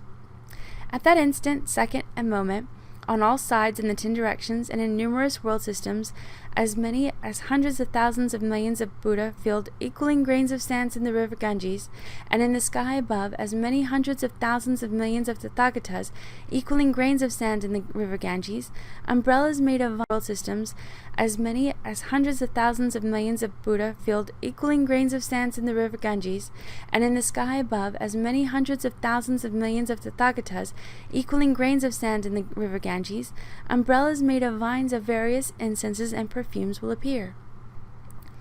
These will smell profusely as incense and perfumes for the hundreds of thousands of millions of Buddhas. There will be golden light, and that light will illuminate as many hundreds of thousands of millions of Buddha fields, equaling the grains of sand in the river Ganges. O great kings, as soon as these miracles have taken place, then as many hundreds of thousands of millions of Tathagatas as there are grains of sand in the river Ganges will recognize that expounder of the Dharma. They will congratulate him. Excellent, excellent, O sublime being! It is most marvelous that you, a sublime being, wish to preach extensively the great features of the King of Glorious Sutras, the Sublime Golden Light, which is possessed of inconceivable qualities. They will congratulate him. Excellent, excellent, O sublime being! It is most marvelous that you, a sublime being, wish to preach extensively the great features of the King of Glorious Sutras, the Sublime Golden Light, which is possessed of inconceivable qualities such as illumination on the profound. Even if those beings who hear the King of Glorious Sutra, the Sublime Golden Light, will have no lesser roots of virtue, what need is there to say that those who take it up, hold it, recite it, understand it, and expound it extensively in the assembly will sow great roots of virtue? Why? Because, O sublime being, as soon as they hear the King of Glorious Sutras, the Sublime Golden Light, numerous hundreds of thousands of millions of Bodhisattvas will advance irreversibly to peerless perfect enlightenment. Then, hundreds of thousands of millions of Tathagatas residing in their respective Buddha fields in all the 10 directions, and hundreds of thousands of millions of Buddha fields as numerous as the grains of sand in the Ganges, with one word, one voice, one sound, proclaimed for worlds, surpassing those of all beings. O sublime being, you will thoroughly glorify the essence of enlightenment. O sublime being, you will thoroughly save the 1,000 world systems. O sublime being, sitting at the foot of the King of Trees, you will triumph over the inconceivable army of Maras, which display the most terrifying, repulsive forms and various hideous appearances. O sublime being, having gone to the supremely sublime essence of enlightenment, you will attain the complete state of enlightenment, which is peerless, perfect, and consummate, incomparable, utterly serene, without dust and profound. O sublime being, seated upon the innumerable Vajra seat, you will turn the wheel of the Dharma, which is praised by all holders of Dharma wheels to be 12-fold, supremely profound. O sublime being, you will beat the supreme drum of the Dharma. O sublime being, you will sound the supreme conch of the Dharma. O sublime being, you will hoist the great banner of the Dharma high. As he spoke thus, the 4 great kings replied to the Tathagata, Venerable Transcendent Victor, upon seeing that the King of Humans, who perceives the King of Glorious Sutras, the Sublime Golden Light, has such qualities as these in present and future lives, that he will generate roots of virtue under hundreds of thousands of Buddhas, and thoroughly hold incalculable stocks of merit, then out of compassion, Venerable Transcendent Victor, we, the 4 great kings, along with our armies and retinues and numerous hundreds of thousands of Yakshas, while in our own respective dwellings, as soon as we have been encouraged by the umbrellas made of vines of incenses and perfumes, will render our bodies invisible and go to the palace of that King of Humans to listen to the Dharma. The palace built by the King of Humans, which is well swept and clean, sprinkled with water of various perfumes, and exquisitely adorned with various ornaments. Brahma, Lord of the fearless world, Indra, King of the gods, the great goddess Sarasvati, the great goddess Drdha, the great goddess Shri, Samjnaya, the great general of the Yakshas, along with the 28 generals of Yakshas, Mahashrava, the divine son, Vajrapani, the great general of Yakshas, Manibhadra, the great general of the Yakshas, Hariti with her retinue of 500 sons, Anavatapta, king of the Nagas, Sagara, the great king of the Nagas, and numerous hundreds of thousands of millions of gods and goddesses will all make their bodies invisible, and approach the palace of that King of Humans, which is well adorned, and where, on the flower-strewn ground, is set up for the expounder of the Dharma a high seat well decorated with various adornments. Venerable Transcendent Victor, We, the four great kings, along with our army and retinues, including numerous hundreds of thousands of Yakshas, will be agreeable to the king. As soon as we have been satiated with the nectar juice of the Dharma by the king of humans who assists in virtue, causes beings to receive virtue, and bestows the supreme generosity of the including numerous hundreds of thousands of Yakshas, will be agreeable to the king. As soon as we have been satiated with the nectar juice of the Dharma by the king of humans who assists in virtue, causes beings to receive virtue, and bestows the supreme generosity of the peerless Dharma, we will fully protect that human king. We will save, guide, care for, and ensure peace and happiness for him. We will also protect his palace, cities, and regions. We will save, guard, look after, ensure peace and happiness, and avert retribution for beings in these places. We will ensure that region is free from all threats, harm, contagious diseases, and conflict. Venerable Transcendent Victor, suppose a certain being becomes a king of humans, and in the land of this king of humans there exists the king of glorious Sutras, the Sublime Golden Light.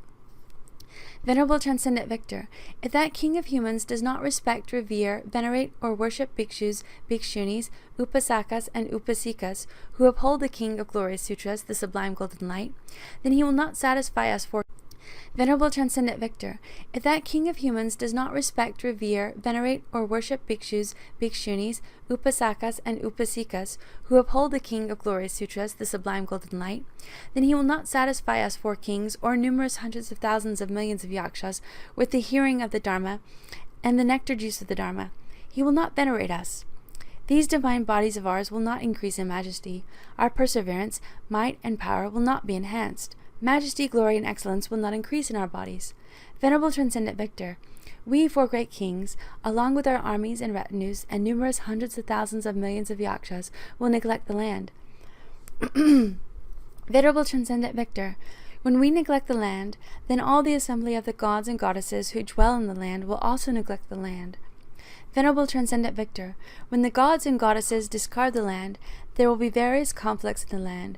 There will be fierce disputes among kings, all being land, then all the assembly of the gods and goddesses who dwell in the land will also neglect the land. Venerable Transcendent Victor, when the gods and goddesses discard the land, there will be various conflicts in the land. There will be fierce disputes among kings. All beings in that land will become quarrelsome, accusatory, and contentious. They will be divided and ruined. The land will experience various illnesses and unfavorable planets. Comets will fall from various directions. Planets and stars will become hostile with one another. The moon rise at night will seem like the rising of the sun. There will be lunar and solar eclipses. Even the sun and moon in the sky will be attacked continually by Rahu. From time to time halos, the color of rainbows, will appear in the sky. There will be earthquakes. The wells in the ground will howl with sounds. Gale-force winds will blow the land. There will be torrential rainfalls. There will be desolate famines in the land. Rival armies will crush the land. The land will be filled with swarms of bees. Famines in the land. Rival armies will crush the land. The land will be filled with swarms of bees. Beings will experience rampant afflictions. The land will become most unpleasant. Venerable Transcendent Victor, when we, the four great kings, along with our armies and retinues, numerous hundreds of thousands of Yakshas, Nagas who live in the land, and gods and goddesses all ignore it, there will arise hundreds of these and similar harms and thousands of harms in that land. Venerable Transcendent Victor, suppose a certain being becomes the king of humans. If he seeks to provide great protection for himself, to experience various regal joys, to exercise his sovereignty, with an intention to give all happiness and well-being to every being living in that land, to defeat the entire rival army, to reign over the land for a great length of time, to be a Dharma king, and to free his land from all fear, harm, contagious disease, and conflict, that the king of humans, Venerable Transcendent Victor, will undoubtedly hear the king of glorious Sutras. We, the four great kings, along with our armies and retinues, will be satisfied by roots of virtue gathered from listening to the Dharma, and by the nectar juice of the Dharma. These divine bodies of ours will increase in majesty. Why? Because, Venerable Transcendent Victor, that king of humans will undoubtedly listen to the king of glorious Sutras, the Sublime Golden Light. Venerable Transcendent Victor, the King of Glorious Sutras, the Sublime Golden Light, supremely surpasses the many various mundane and supermundane treatises expounded by Brahma Lords, the many various mundane and supermundane treatises expounded by Chakra, the King of Gods, and the many various mundane and supermundane treatises expounded for the sake of sentient beings by seers possessed of the 5 extrasensory perceptions. It is perfectly and widely expounded for the sake of sentient beings by the Tathagata, who is more supreme and exalted than hundreds of thousands of Lords Brahmas, numerous hundreds of thousands of millions of Chakras, and hundreds of thousands of millions of...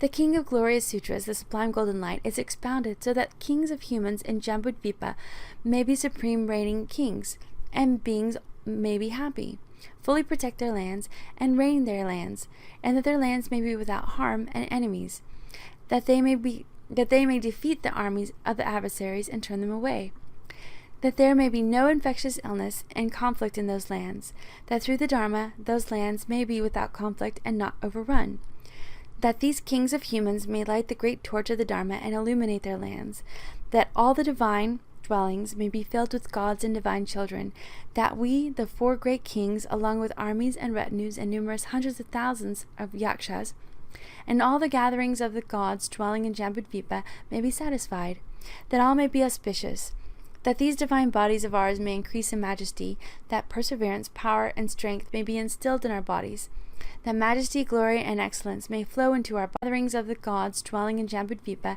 may be satisfied, that all may be auspicious, that these divine bodies of ours may increase in majesty, that perseverance, power, and strength may be instilled in our bodies, that majesty, glory, and excellence may flow into our bodies, that Jambudvipa may have good crops and be filled with people, and that all beings in Jambudvipa may be happy and experience various pleasures, that all sentient beings may have various joys, and experience magnanimous joys of gods and humans for numerous hundreds of thousands of millions of eons, find the company of Lord Buddhas, and in some future time be fully enlightened, in the peerless state of perfect enlightenment. The Venerable Transcendent Victor, the Tathagata, the Arhat, the fully enlightened Buddha, possesses blessings infused by the power of the great compassion, exceedingly superior to that of hundreds of thousands of millions of Brahma Lords, unsurpassable Tathagata knowledge, exceedingly superior to the knowledge of hundreds of thousands of millions of Chakras, and infused by the power of the great compassion, exceedingly superior to that of hundreds of thousands of millions of Brahma Lords, unsurpassable Tathagata knowledge, exceedingly superior to the knowledge of hundreds of thousands of millions of Chakras, and blessings exceedingly superior to that of numerous hundreds of thousands of millions of various seers possessed of the 5 extrasensory perceptions. The Venerable Transcendent Victor, the Tathagata, the Arhat, the fully enlightened Buddha, has widely and perfectly expounded here in Jambudvipa the King of Glorious Sutras, the Sublime Golden Light, for the sake of sentient beings. Whatever royal views, royal treatises,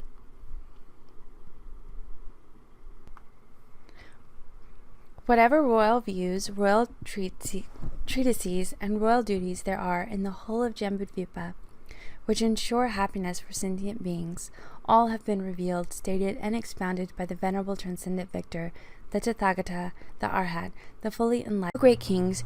Do let bhikshus, bhikshunis, upasakas, upasikas, who hold the King of Glorious Sutras, the Sublime Golden Light, uphold Buddha deeds. They will perform Buddha deeds in the worlds of gods, humans, and asuras. They will expound the King of Glorious Sutras, the Sublime Golden Light, well and extensively. You 4 great kings, by all means, will protect, safeguard, guide, look after, and ensure the peace and happiness of bhikshus, bhikshunis, upasakas, and upasikas who hold the King of Glorious Sutras, so they may be secure, without harm, ailments, or conflicts, and endowed with peace of mind, enabling them to expound the King of Glorious Sutras, the Sublime Golden Light, well and extensively. Then indeed, the great king Vaishravana, the great king Dhritarashtra, the great king Viradaka, and the great king Virupaksha rose from their seats, placed their upper robes over one shoulder, knelt their right knees on the ground, and bowed in reverence with their folded hands, pointing in the direction of the 100,000 concentrations. O conqueror, the soles of your feet are inscribed with wheels, perfectly round and with 1,000 spokes. Your hands and feet are netted by webs of light. The webs of light your feet resemble those of the king of geese. O conqueror, you are like a golden mountain. O conqueror, the flawless king of the golden mountain. Your virtues are like Mount Sumeru. We worship you, O conqueror, the lord of the mountain. The Tathagata is like the fully waxed moon, and likewise resembles and takes after space. We prostrate to the flawless conqueror. Then the Tathagata spoke these verses to the four great kings. O you, the four guardians of the world, safeguard with utmost effort the king of glorious sutras, the sublime golden light of the 10 powers. In this way, this profound precious sutra that bestows goodness upon all creatures will abide long in this Jambudvipa, to bring solace and benefit to beings. That bestows goodness upon all creatures will abide long in this Jambudvipa, to bring solace and benefit to beings. In this way, the suffering of the lower realms, all suffering of hell beings in the hell realms of the 1,000 great thousand worlds, will be utterly pacified. Here, in this Jambudvipa, all the kings in the land will feel intense great joy, and will rule according to the Dharma. One who makes Jambudvipa tranquil, extremely bountiful and full of joy, will make beings in the whole of Jambudvipa full of peace. Here, the lords of humans who delight in bringing happiness to themselves and their lands, and who find joy in making their kingdoms prosperous, should listen to this king of glorious sutras. This king of glorious sutras fully destroys external enemies, turns back legions of foreign armies, removes the fear of the terrified and poor, and causes supreme virtue. Just as the jewel tree, intensely beautiful and the source of all virtue, stands, fully destroys external enemies, turns back legions of foreign armies, removes the fear of the terrified and poor, and causes supreme virtue. Just as the jewel tree, intensely beautiful and the source of all virtue, stands as the centerpiece in a house, so should this supreme king of sutras be viewed by those who desire the virtue of kings. Just as cool water quenches the thirst of one who is tortured by heat, so does this supreme king of sutras satisfy kings oppressed by thirst for virtue. Like having a jewel box, the source of all jewels, sitting in the palm of one's hand, the supreme king of sutras, the sublime golden light, acts thus for the lord of humans. Venerated by the assembly of gods, and worshipped by the king of gods, this king of sutras is carefully guarded by 4 world protectors possessed of potent magic power. The Buddhas in the 10 directions continually remember this king of sutras. When this king of sutras is expounded, Buddhas bestow remarks. Further, 100,000 million Yakshas will protect the lands in the 10 directions, where this king of sutras is heard, with keen interest and great joy. The inconceivable host of gods who dwell in Jambudvipa will listen to this king of sutras with great joy. The gods will obtain charisma, power, and enthusiasm. Their enchanting divine forms will wax and wax greatly. Upon hearing such verses as these from the Tathagata, the 4 great kings were amazed, enthralled, and delighted. Moved by the power of the Dharma, they were overcome by emotion and became tearful. Then, wiping away their tears, endowed with inconceivable joy, happiness, and gladness, their bodies upright, their limbs quivering, they strew the Tathagata profusely with divine Mandarava flowers. Having strewn the Tathagata with flowers, they rose from their seats, put their upper robes over one shoulder, knelt their right knees on the ground, and bowed to the Tathagata. Folding the Dharma, we the 4 great kings. Chapter 8. Chapter on Sarasvati. Then the great goddess, Sarasvati, put her upper robe over one shoulder, knelt on her right knee, and bowing in great reverence with her hands folded to the Tathagata, spoke thus. O venerable transcendent victor, I, the goddess Sarasvati, will also bestow eloquence in order to adorn the speech of the bhikshu who expounds the Dharma. I will grant him dharani. I will always invest in him the power of authoritative speech. To the bhikshu who expounds the Dharma, I will give great illumination of knowledge. If he loses or forgets a word or a letter from the king of glorious sutras, the sublime golden light, I will supply the bhikshu who expounds the Dharma with all the definite sounds, letters, and words. I will grant him dharani to prevent it being lost, so that the king of glorious sutras, the sublime golden light, sentient beings who plant roots of virtue before hundreds of thousands of Buddhas, the transcendent lords, so that these numerous sentient beings may develop inconceivably sharp wisdom upon hearing the king of glorious sutras, the sublime golden light, may receive an inconceivable wealth of wisdom, possess excellent energy in their present life, and enjoy an increase in life force. Come to hold inconceivable masses of merit, seek various creative methods, be learned in all treatises, and hold excellent expertise in various arts and crafts. I will explain the art of bathing, blessed with mantra and aromatic medicine, for the welfare of the bhikshu who expounds the Dharma, and for beings who listen to the Dharma. This will pacify all afflictions caused by planets, shooting stars, birth and death. This will bring an end to conflicts, quarrels, wars, disorders, nightmares, affliction from the vinyaka, and all sorcerers and zombies. Aromatic medicines and mantras with which end to conflicts, quarrels, wars, disorders, nightmares, affliction from the vinyaka, and all sorcerers and zombies. Aromatic medicines and mantras with which the wise bathe are Vacha, Gorochana, Sprika, Shirisa, Shamyaka, Shami, Indrabasta, Mahabhaga, Janamaka, Agaru, Dvach, Shrivestaka, resin of Sarja, Shalaki, Gugulu, Tagara, Patra, Shalyeya, Chandana, Manashila, Sarochana, Kushta, Kunkuma, Musta, Sarshapa, Nalara, Java, Sukshmala, Ushira, and Nagakesara. Watching for Pusha, the star, to arrive, make these into equal portions. Then consecrate the powder with this mantra 100 times. Tadyata Sukrite, Krita Kamali Janakarate, Hamkarate, into equal portions. Then consecrate the powder with this mantra 100 times. Tadyata Sukrite, Krita Kamali Janakarate, Hamkarate, Indrajali, Shakadrepashadre, Abartak Sike, Na Kutraku, Kapila Kapilamati, Shilamti, Sandi Duru Bama Bati, Shiri Shiri Satyashite Svaha. Draw a magic circle with cow dung and scatter loose flowers there. Svaha. Draw a magic circle with cow dung and scatter loose flowers there. In a gold vessel and a silver vessel, place the honey. Place there 4 men wearing armor and standing guard. Place there 4 maids, fully adorned and bearing vases. Always incense with bdelum, and play the 5 cymbal music. Thoroughly adorn the goddess with umbrellas, victory banners, and flags. At intervals place mirrors, arrows, and spears. Then draw a boundary line and embark on what is to be done. Reciting the following mantra, start the boundary delineation. Saya diete dana arake nayane hile mile gile kikile svaha. Bathing behind an image of the Tathagata, recite this mantra to ensure peace during the bathing time. Tadyata sagate bigate bigatabati svaha. Protect life, O image of the Tathagata, recite this mantra to ensure peace during the bathing time. Tadyata sagate bigate bigatabati svaha. Protect life, O you moving stars. Dwelling in all the 4 directions, may the afflictions from stars at birth, fear due to actions done, and the terrible fear from disturbance of the elements be removed.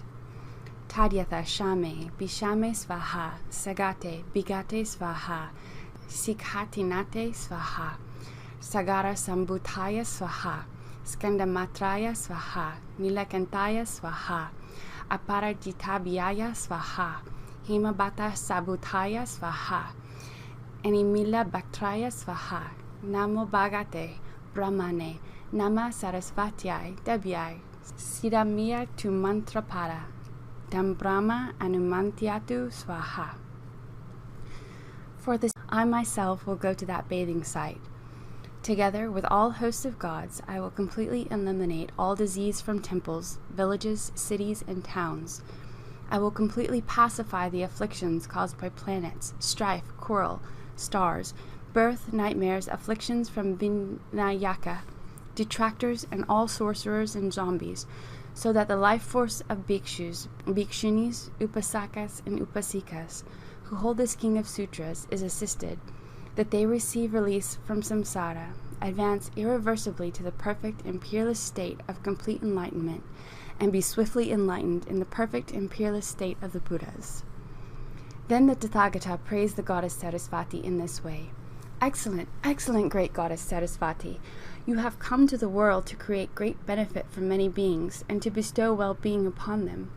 The words you spoke, charged with spells and medicaments, were well spoken indeed. Great aesthetic, the great goddess Sarasvati is worthy of worship. A great mine of virtue, you bestow supreme boons in all worlds. Supremely beautiful, you stand on one foot and are clothed in garments made of grass. All the gods gathered here to ask you thus. Let loose your tongue, speak fine words of virtue to beings.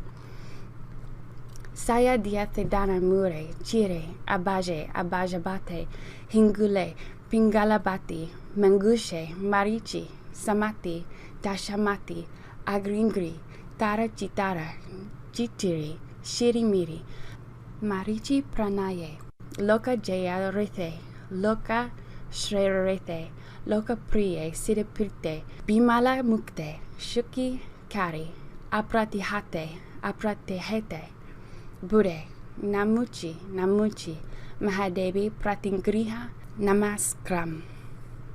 This is treatises and tantras, Tripitakas, and poetic works become the boon of my magical knowledge incantations. Tadyatha Mahaprabhave, Hili, Mili. Through the magical power of the great goddess Sarasvati, may I be victorious.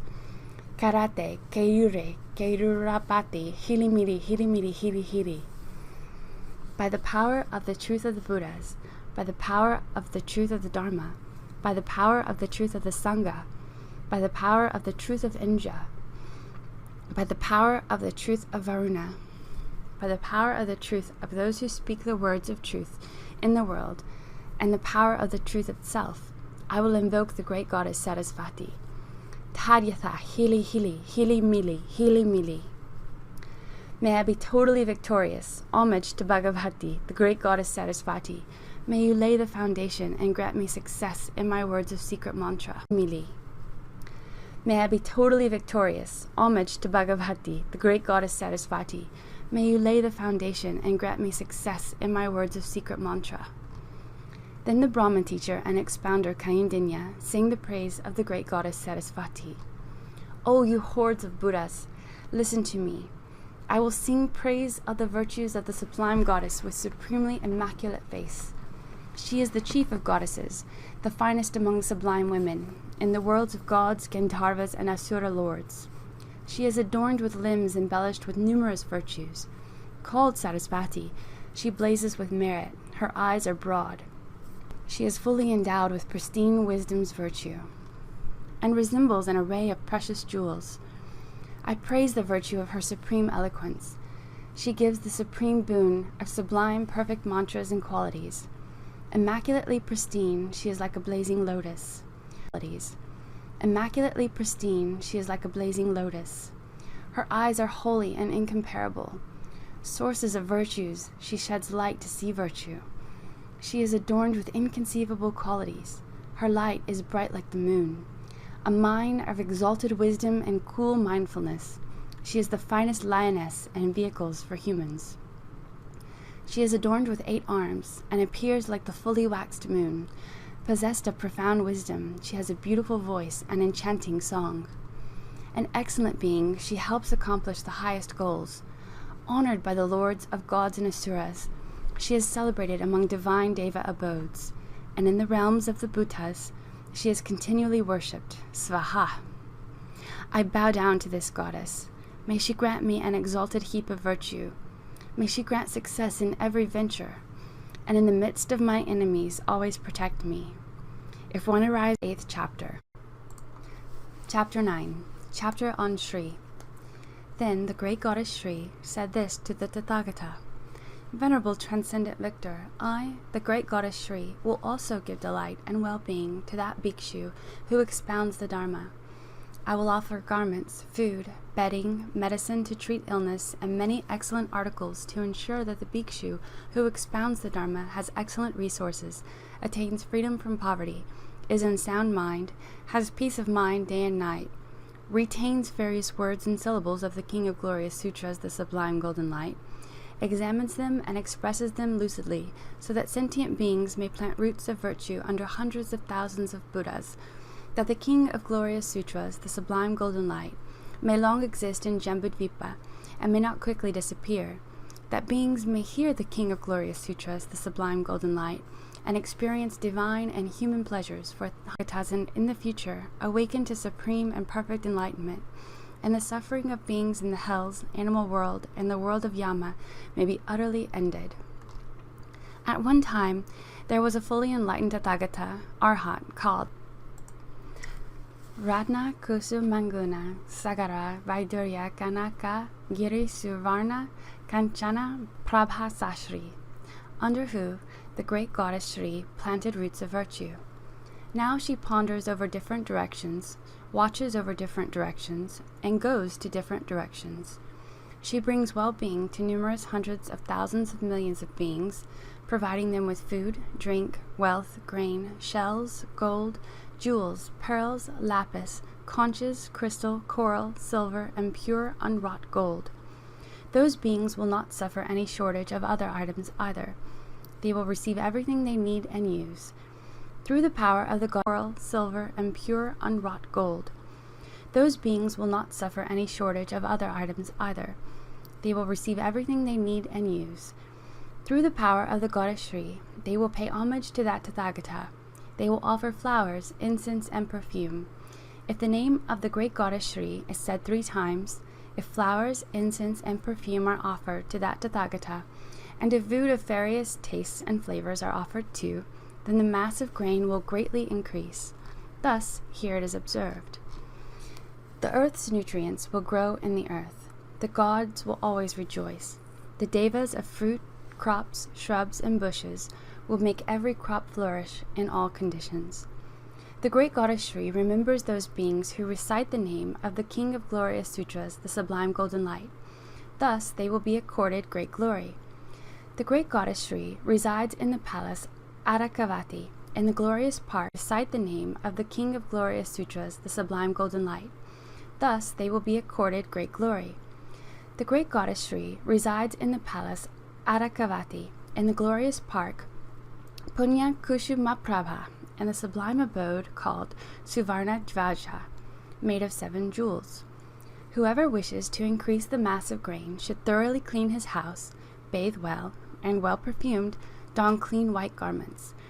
Paying homage to Ratna Kusumagunasa Gara Vaidurya Kanaka Giri Suvarna Kanchana Prabha Shri, the Tathagata, the Arhat, the fully enlightened one.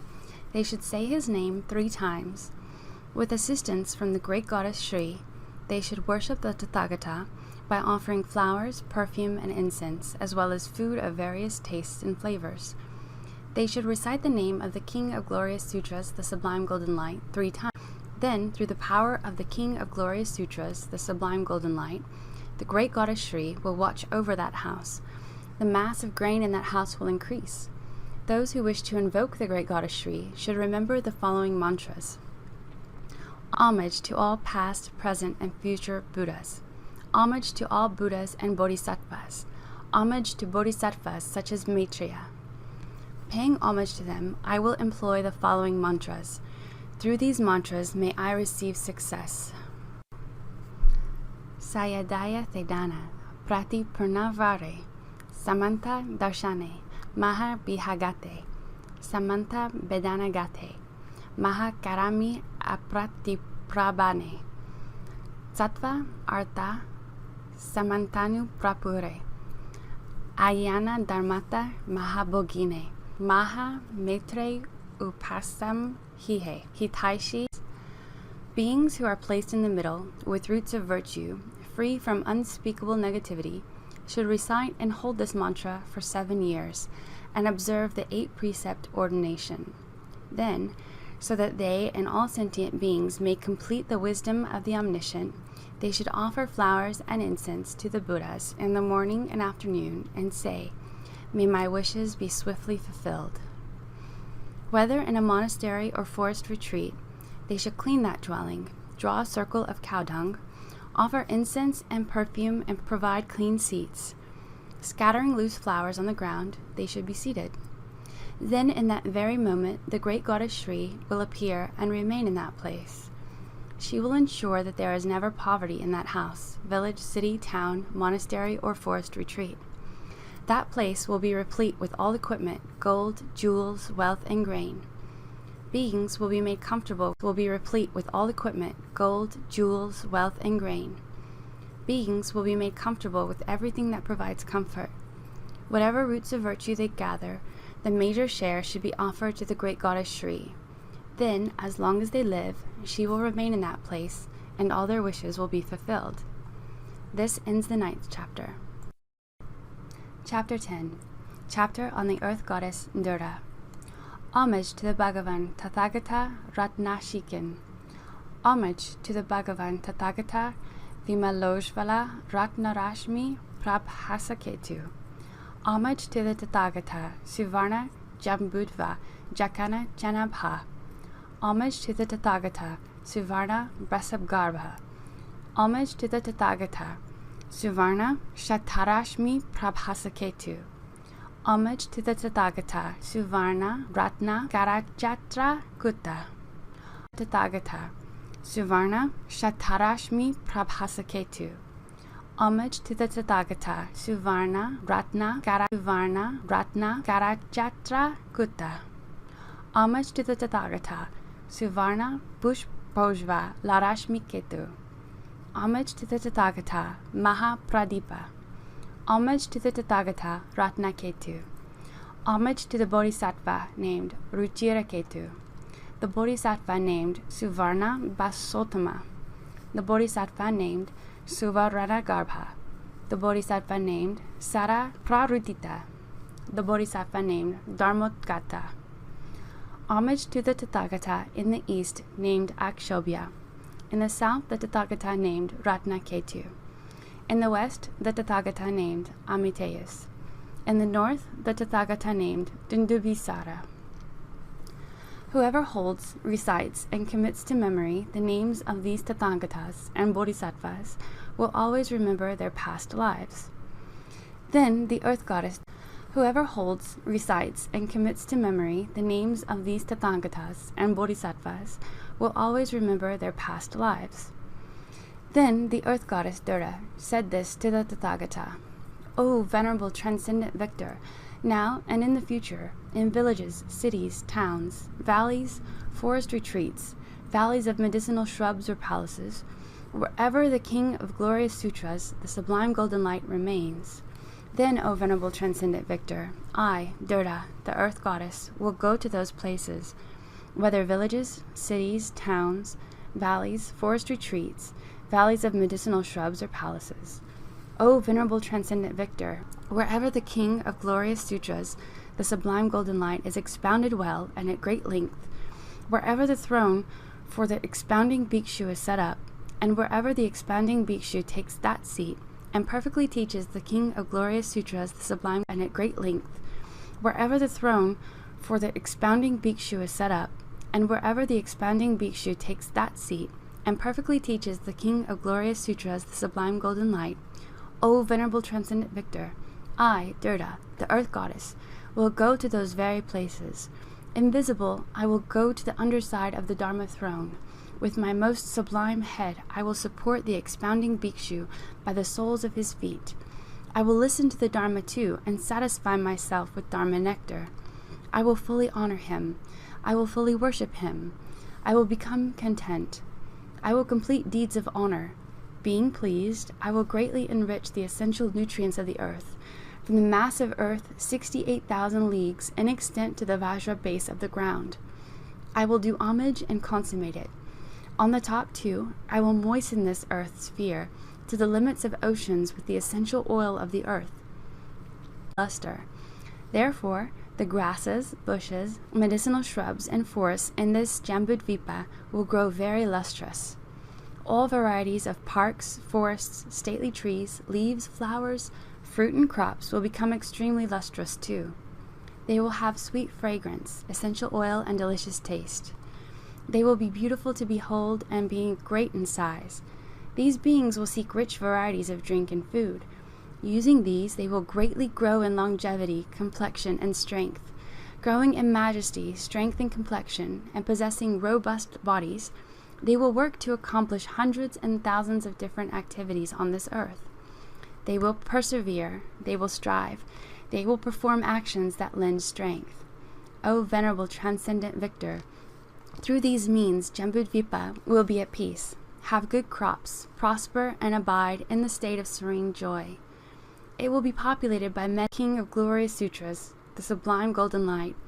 I will go towards the Bhikshu, Bhikshuni, Upasaka, or Upasika, who upholds this King of Sutras, and who sits upon the Dharma seat. Having gone there, for the well-being, happiness, and sake of all sentient beings, and with a very lucid mind, I will request those expounders to teach the King of Glorious Sutras, the Sublime Golden Light, at great length. Why? Because if the King of Glorious Sutras, the Sublime Golden Light, is clearly taught, then I, Drdha, the Earth Goddess, along with my attendants, will come to have intense luster and immense strength. The teaching will generate in our bodies great strength, joyous resilience, and might. Our bodies will gain excellence, charisma, and glory. O Venerable Transcendent Victor, I, Drdha, the Earth Goddess, will be satisfied by this Dharma nectar. Upon obtaining great charisma, strength, Vipa of 7,000 will increase immensely. The great earth will become lustrous. O Venerable Transcendent Victor, the beings who rely on the earth will increase, grow, and expand. They will become great. After beings who live on this earth have become great, they will enjoy material well-being and a variety of useful things. They will experience happiness. They will enjoy food and drink, various dried fruits, clothes, bedding, dwellings, houses, palaces, parks, rivers, ponds, springs, lakes, small lakes, and waterholes. Such various resources and amenities that exist on earth are sourced from the earth and are earth-dependent. Because of this, O Venerable Transcendent Victor, all beings will be grateful and will repay my kindness. Undoubtedly, they will respect, listen to, honor, venerate, and worship the King of Glorious Sutras, the Sublime Golden Light. O Venerable Transcendent Victor, undoubtedly, they will respect, listen to, honor, venerate, and worship the King of Glorious Sutras, the Sublime Golden Light. O Venerable Transcendent Victor, beings will leave from their separate homes and separate clans in order to be in the presence of the expounder of the Dharma. Upon arriving there, they will listen to the King of Glorious Sutras, the Sublime Golden Light. After hearing it, they will return to their respective clans, houses, villages, and towns. To those in their homes and to one another they will say, "Today we have heard the profound Dharma. Today we hold an inconceivable mass of merit. The act of listening to the Dharma has delighted hundreds of thousands of millions of Tathagatas. By listening to the Dharma today, beings in the hells will be completely freed. Beings in the world of Yama, animals, and hungry ghosts will be completely freed too. By listening to the Dharma today, in the future for many hundreds of thousands of rebirths, freed too. By listening to the Dharma today, in the future for many hundreds of thousands of rebirths, we will be reborn as gods and humans. If those who reside in separate homes were to show other beings even just one example from the King of Glorious Sutras, the Sublime Golden Light, or were to make other beings hear just one chapter from the King of Glorious Sutras, the Sublime Golden Light, one account of past events, in the name of just one Bodhisattva, the name of one Tathagata, one stanza of 4 lines, just one word, or even just the name of the King of Glorious Sutras, the Sublime Golden Light, or, O Venerable Transcendent Victor, if these different beings in various places were to state this sutra's various lines of reasoning to another being, or make them hear or narrate an account, then, Venerable Transcendent Victor, all those places will become extremely lustrous. The various earth nutrients and resources will grow profusely, and the 3 jewels, they will have great faith. After being addressed in this way, the Tathagata said this to the Earth Goddess Drdha. O Drdha, the Earth Goddess, if any being hears even one word from the King of Glorious Sutras, the Sublime Golden Light, then, after dying from this world, they will be born among the gods in the heaven of the 33. O Earth Goddess, in order to venerate the King of Glorious Sutras, the Sublime Golden Light, if any being adorns those places by raising even a single umbrella, a single flag, or a single piece of cloth, Those adorned places, O Earth Goddess, will become divine palaces made of the 7 jewels, adorned with every ornament, amid the 7 classes of gods dwelling in the desire realm. When those beings transmigrate from the world of humans, they will be reborn in those divine palaces made of the 7 jewels.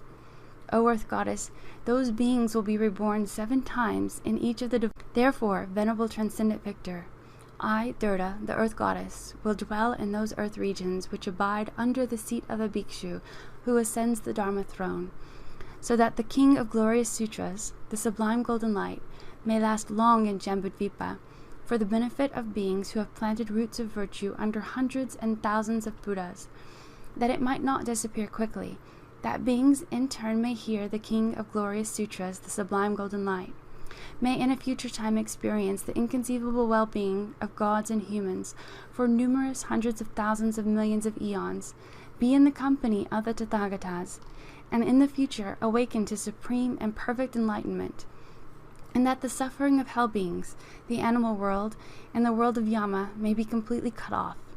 I will make my body invisible, and lean the supreme part of the body, my head, upon the souls of the bhikshu who expounds the Dharma. This ends the completely cut off. I will make my body invisible, and lean the supreme part of the body, my head, upon the souls of the bhikshu who expounds the Dharma. This ends the 10th chapter. Chapter 11. Chapter on Samjnaya. Then the great general of the Yakshas, called Samjnaya, along with the 28 great generals of the Yakshas, rose from his seat, put his upper robe over one shoulder, and knelt on his right knee. Bowing in reverence in the direction of the Tathagata, he addressed the Tathagata in this way. O Venerable Lord, now or in a future time, in villages, cities, towns, valleys, forest retreats, hilly medicinal valleys, or palaces, wherever the King of Glorious Sutras, the Sublime Golden Light, exists, O Venerable Lord, I, Samjnaya, the great general of the Yakshas, along with the 28 great generals of the Yakshas, will go. Golden Light exists. O Venerable Lord, I, Samjnaya, the great general of the Yakshas, along with the 28 great generals of the Yakshas, will go to those villages, cities, towns, valleys, forest retreats, hilly medicinal valleys, or palaces. Making our bodies invisible, we will protect the bhikshu who expounds the Dharma. We will give him protection, hold and nurture him, avert his retribution, and make him peaceful and well. We will completely protect men, women, boys or girls who listen to this Dharma. We will completely protect those who listen to and remember a stanza of 4 lines, or even a single word from the King of Glorious Sutras, the Sublime Golden Light. We will completely protect those who hear and remember the name of a single Bodhisattva from the King of Glorious Sutras, the Sublime Golden Light, the name of a single Tathagata, or the name of this King of Glorious Sutras, the Sublime Golden Light. We will give them protection, hold and nurture Glorious Sutras, the Sublime Golden Light, the name of a single Tathagata, or the name of this King of Glorious Sutras, the Sublime Golden Light. We will give them protection, hold and nurture them, avert their retribution, and make them peaceful and well. We will also completely protect those classes of people, households, villages, cities, towns, forest retreats, and palaces. We will give them protection, hold and nurture them, avert their retribution, and make them peaceful and well. O Venerable Lord, for what reason has my name become Samjnaya, the great general of the Yakshas? The Transcendent Victor has direct knowledge of the reason. O Venerable Lord, I seek all Dharma, thoroughly seek all Dharma, and understand all Dharma. O Venerable Lord, whatever Dharmas there are, whatever is the suchness of all Dharmas, and however they exist, whatever the myriad categories of all Dharmas, O Venerable Lord, all Dharmas are thus known to me. O Venerable, there are, whatever is the suchness of all Dharmas, and however they exist, whatever the myriad categories of all Dharmas, O Venerable Lord, all Dharmas are thus known to me. O Venerable Lord, inconceivable is the illumination of my knowledge with regard to all Dharma. Inconceivable is the clarity of my knowledge. Inconceivable is the extent of my knowledge. Inconceivable is the body of my knowledge. Inconceivable is the body of my knowledge. O Venerable Lord, inconceivable is the extent of all Dharma as the object of my knowledge. O Venerable Lord, Because I fully seek, fully examine, fully and perfectly comprehend, fully investigate, and fully internalize all Dharma. For that reason, O Venerable Lord, I, the great general of the Yakshas, have become Samjnaya by name. O Venerable Lord, I will give eloquence to the expounding bhikshu in order to adorn his words, in order that the expounding bhikshu is not physically fatigued, that the senses of his body are healthy, and that he may have immense delight. I will inject radiance into his hair pores. In him I shall generate energy, prowess, and perseverance. I shall render the illumination of his knowledge inconceivable, cause him to perceive his mindfulness, and grant him great zeal, so that the King of glorious Sutras, the Sublime Golden Light,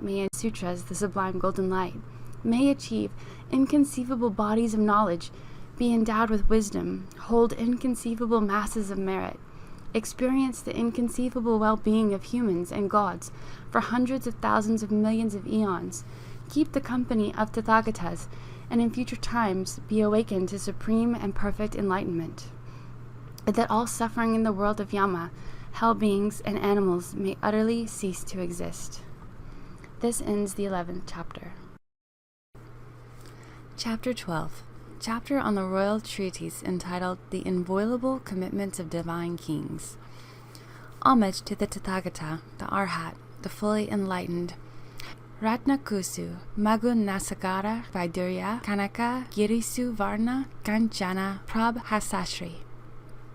Homage to the Tathagata, the Arhat, the fully enlightened Shakyamuni, whose body is adorned in good fortune. Homage to the great goddess Sarasvati, endowed with wisdom's limitless qualities. Then, at that time, at that moment, King Balendraketu said this to his son, King Ruchiraketu, whom he had enthroned and who had not been long in the royalty. Son, there is a royal treatise called The Inviolable Commitments of Divine Kings, which, not long after I was enthroned, I received from my father, King Varendraketu. I reigned the kingdom for 20,000 years according to that royal treatise, and I do not recollect being on the wrong side for even a single moment of thought. O son, what then is this royal treatise, the inviolable commitments of divine kings?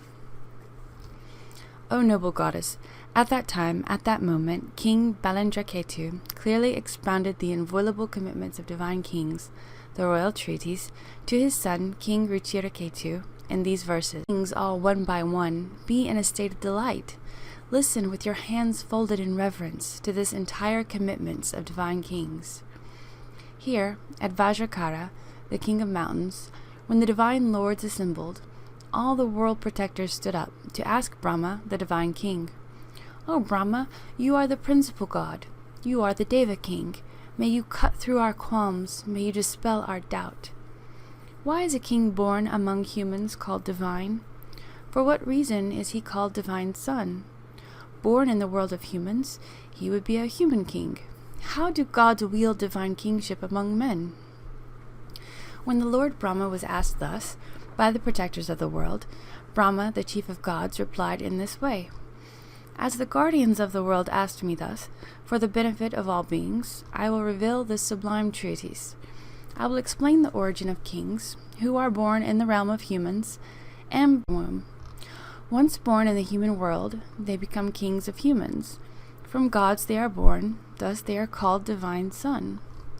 Granting them a share of royalty and saying, you are the son of gods, the divine rulers of 33 create such human kings in this way, in order to bring misconduct to an end, thwart what is against the Dharma, and set beings in virtuous deeds, so they may ascend to celestial abodes. The king of humans, be they Gandharva, Rakshasa, low caste, human or god, bring the end of evil deeds. These human lords, blessed by devas, to show actions ripening effects, are like parents to those who engage in virtue. They are empowered by gods to show the fruition of deeds, of actions done well and wrongly done in this life. When the lords overlook evil acts committed in their land, and to those who are unlawful, fail to mete out befitting revenge, through neglect of unlawful deeds, that would 33. When a king overlooks the presence of evildoers in his region, terrible clandestine acts will ruin and destroy that land. Upon arrival of a foreign army, the country will utterly succumb. Resources and race too will fall away. Those who amassed wealth through trickery and deceit will rob each other entirely of means. When a king does not perform the function for which kingship has been bestowed, he demolishes his own realm, as the elephant lord destroys a lotus pond. Unfavorable winds will rise, unfavorable rains will fall. The sun and moon will be unfavorable, and likewise the planets and stars. Where a king is negligent, famine will descend upon the land. Seeds, crops, flowers, and fruit will cease to grow and flourish. When a king overlooks those who do wrong in his realm, unhappiness will befall the gods in their abodes. The kings of gods will lament to each other. Unlawful mayhem will prevail in the land, by weapons too it will give way. Covert acts, strife, and disease of every variety will come to be. Overcome by rage, the lords of gods and gods too will ignore him. That land will lie in ruin, anguish the sole company of that king. He will lose his beloved ones, brothers, and even sons. From his beloved wife too he will part. His daughters will meet with death. Shooting stars will rain down, likewise mock suns will shower. Fear of foreign armies and famine will greatly occur. His valued minister, beloved elephant, and cherished camels will die too. People will pillage one another, seizing homes, resources, and wealth. Region by region throughout the land, they will slay one another with arms. Strife, squabbles, and deception will tear apart their land. Demons will enter into the region. Terrible diseases will plague them. Even the venerable ones, their ministers will plague them. Even the venerable ones, their ministers and retinues too, will succumb to wickedness and deceit. When those devoid of virtue become venerated in the land, those law-abiding and virtuous ones will always be victimized. When the wicked are honored and the virtuous persecuted, three things, stars, water, and wind, will become calamitous there. When the wicked are embraced, three things, the flavor, essence, and power of the sublime Dharma, the strength of beings and quality of the earth, will utterly perish. When the corrupt are esteemed and the sublime dishonored, three things, famine, thunderbolts, and death, will occur in that place. Fruit and crops will have no taste and no potency thereafter. Beings sickened with disease will fill those regions completely. Large, sweet fruit will shrivel, becoming bitter and sharp. Play, humor, and fun, the pleasures of previous times, now rife with infinite delusion. Beings sickened with disease will fill those regions completely. Large, sweet fruit will shrivel, becoming bitter and sharp. Play, humor, and fun, the pleasures of previous times, now rife with infinite delusion, will lose the touch of joy. Fruit and crops will lose their succulence and force. They will cease to nourish body, elements, or senses. Pale and lacking complexion, beings will become weak, feeble, and without strength. Though they may consume much food, they will remain unfilled. Their strength, prowess, and energy will disappear. The country will become a mass of beings utterly without vitality. Multitudes of beings will become afflicted by various illnesses. Due to various cannibalistic deeds, there will arise inauspicious planets and stars. When the king is undharmic, and on the side of those lacking virtue, the triple realms in the sphere of the three worlds will completely perish. When the king is partisan, ignoring those who commit misdeeds, misfortunes such as these in their regions will come to be. When he overlooks those evildoers, a king neglects to wield his kingship according to the role bestowed upon him by the Lord of Gods. Those who perform virtuous actions will be reborn in the Deva abodes. Those who commit negative deeds will be reborn among hungry ghosts, animals, and hell beings. When a king ignores those who carry out misdeeds in his realm, through those misdeeds gods will fall from the heaven of the 33. When a king does not fulfill his duty, he is no longer his forefather's son, and the kings of gods will rain misfortune upon his kingdom. When his lands are ravaged by rampant disorderly acts, he should quell these transgressions and encourage positive deeds. Thus have the lords of gods vested kingship upon him in the human realm. It is he who effects fruition for beings in this life, for he demonstrates and he is blessed and approved by hosts of gods. In order to bring harmony to his kingdom, he should renounce life and sovereignty, and subdue the wicked and sinful in his domain. Should he tolerate lawlessness, and wittingly ignore the unlawful, no other threat could be as terrible as this. As evil and wickedness arise, if those responsible are not indicted, the country will be overrun by utterly objectionable criminals. As elephants demolish great pools, so these regions will be destroyed. As the abodes of gods perish, the kings of gods become wrathful, then all things in that realm will be doomed to misfortune. Hence, those who commit misdeeds must be tamed according to their crime. In the realm protected in keeping with the Dharma, the king should not commit unlawful deeds. Giving up even his life for the sake of justice, he should never succumb to bias. Should even once the king take the side of people related, really fall into prejudice. The fame and renown of that king who was virtuous in Dharma fills the triple worlds, and makes the lords of gods happy in the dwelling of the 33. Those gods will say, "Our son in Jambudvipa is such an honest king. Establishing beings in virtuous deeds, he rules his realm according to the Dharma. Through good deeds, this king helps beings arrive in our land. He fills the abodes of gods with devas and their divine sons. As he rules his realm, according to the Dharma, we kings of gods are indeed well pleased. Being pleased, the kings of gods will offer protection to his realm, according to the Dharma, we kings of gods are indeed well pleased. Being pleased, the kings of gods will offer protection to this human king. The sun, the moon, and likewise the stars will move well. The winds will arise in due time too rain will fall. Prosperity will be ensured in the gods' abodes, and likewise in the realm of the king. Gods and God's divine children will always abound in that place. Hence, the king should forsake his own cherished life, but never give up the Dharma jewel. To ensure the welfare of the world, he should seek company with those sublime ones, fully adorned with virtue, happy with their people and renounced from sinful deeds. Protecting his realm according to the Dharma, teaching well the laws of Dharma too, those engaged in virtue should be encouraged, and he himself must refrain from evil deeds. When those who do evil deeds are accordingly tamed, a year of abundance, teaching well the laws of Dharma too, those engaged in virtue should be encouraged, and he himself must refrain from evil deeds. When those who do evil deeds are accordingly tamed, a year of abundance will ensue. Magnanimous will be the king, possessed of renown and fame, who reigns his subjects in peace. This ends the 12th chapter. Chapter 13. Chapter on Susambhava. When I became a Chakravartin king, I offered the earth with its oceans, its 4 continents filled with jewels, to all Buddhas of the past. There was nothing loved nor treasured I did not surrender, so I might fully seek the Dharmakaya. For eons I gave even my cherished life, as I had done for innumerable eons past during the reign of Sugata Ratnashiken. After that Sugata passed into nirvana, there appeared a king called Susambhava.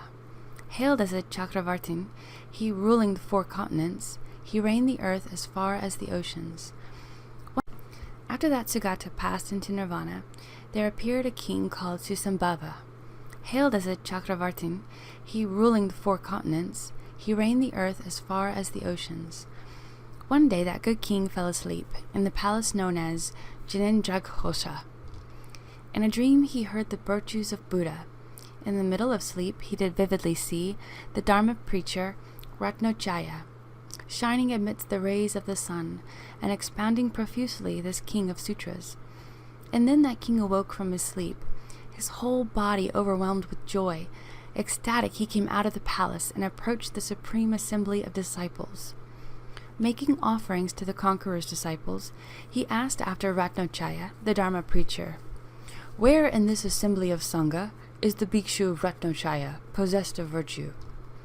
At that time, Ratnachaya was sheltering in another cave, seated in comfort reciting the king of preacher. "Where in this assembly of Sangha is the bhikshu Ratnachaya, possessed of virtue?" At that time, Ratnachaya was sheltering in another cave, seated in comfort reciting the king of sutras and reflecting upon it. Then they showed the king Ratnachaya, the Dharma-preaching bhikshu, sitting elsewhere in a cave, glowing with glory, brilliance, and splendor. Here, Ratnachaya, the expounder of the Dharma, upheld the profound sphere of royal activity.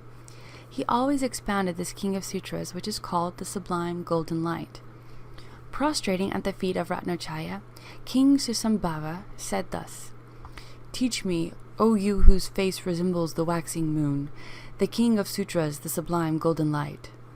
Ratnachaya accepted this request, assuring King Susambhava that he would teach, and the gods in the 1,000 worlds rejoiced with delight. Then that king of humans sprinkled that clean, supremely superb water and fragrant water too. He carpeted the ground with loose flowers and set up a throne. Embellishing the throne with umbrellas, with victory banners and thousands of tassels, the king sprinkled that throne with colorful sandalwood powder. Gods, Nagas, Asuras, and Kinnaras, Yaksha kings, and Maharagas too, bestrewed that throne with divine Mandarava flowers.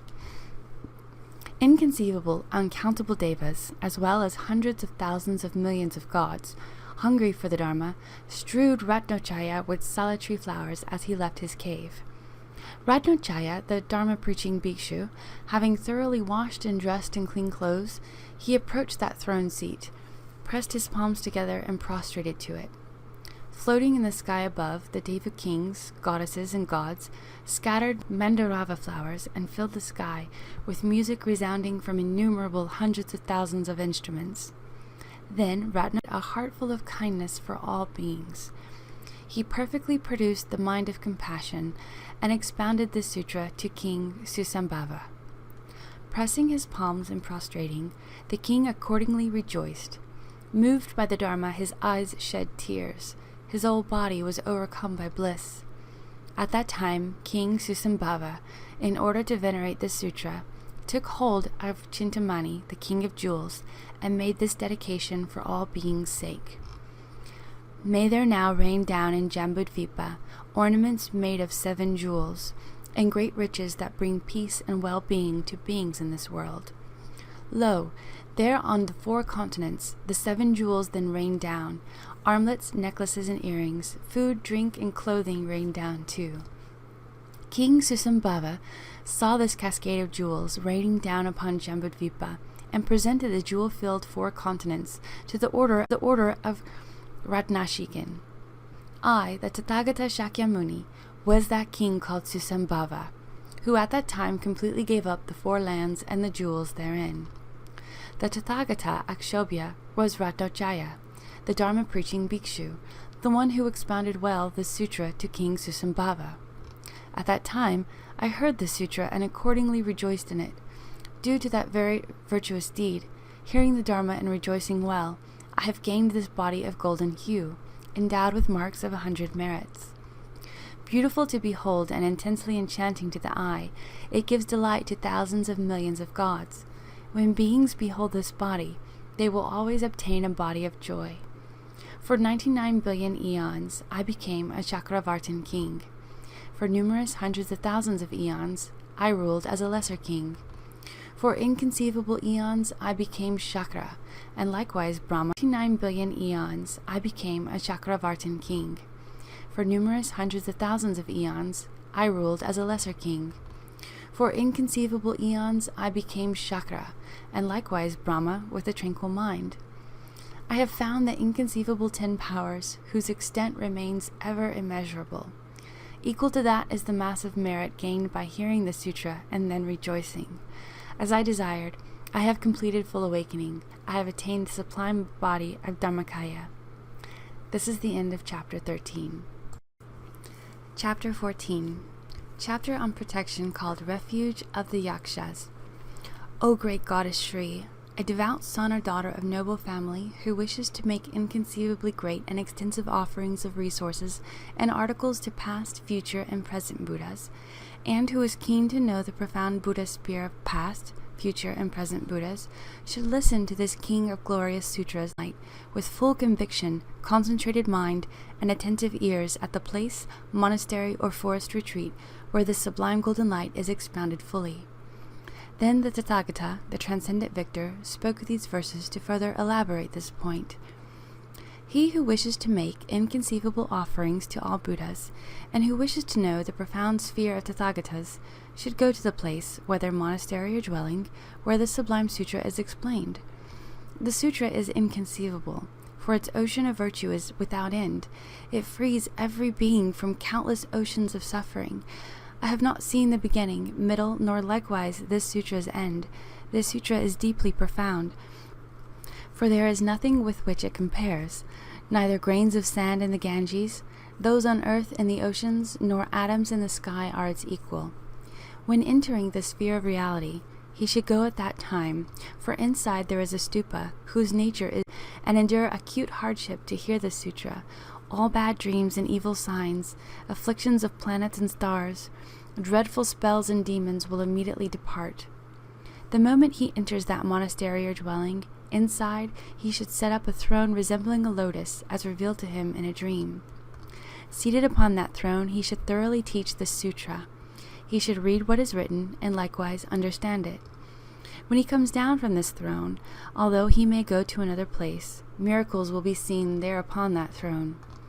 At times, the form of the Dharma preacher will be observed.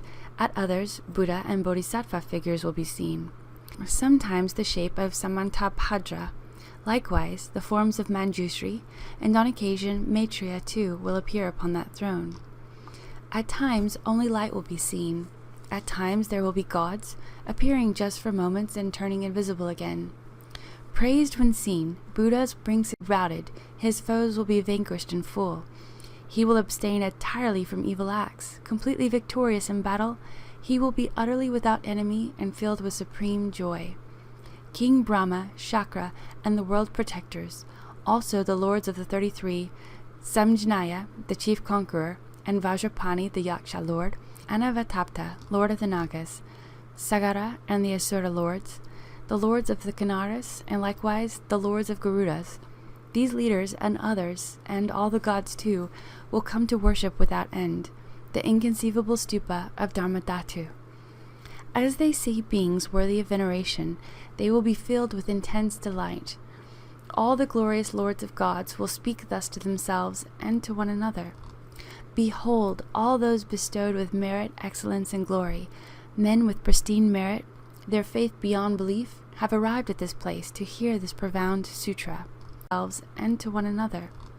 Behold, all those bestowed with merit, excellence, and glory, men with pristine merit, their faith beyond belief, have arrived at this place to hear this profound sutra.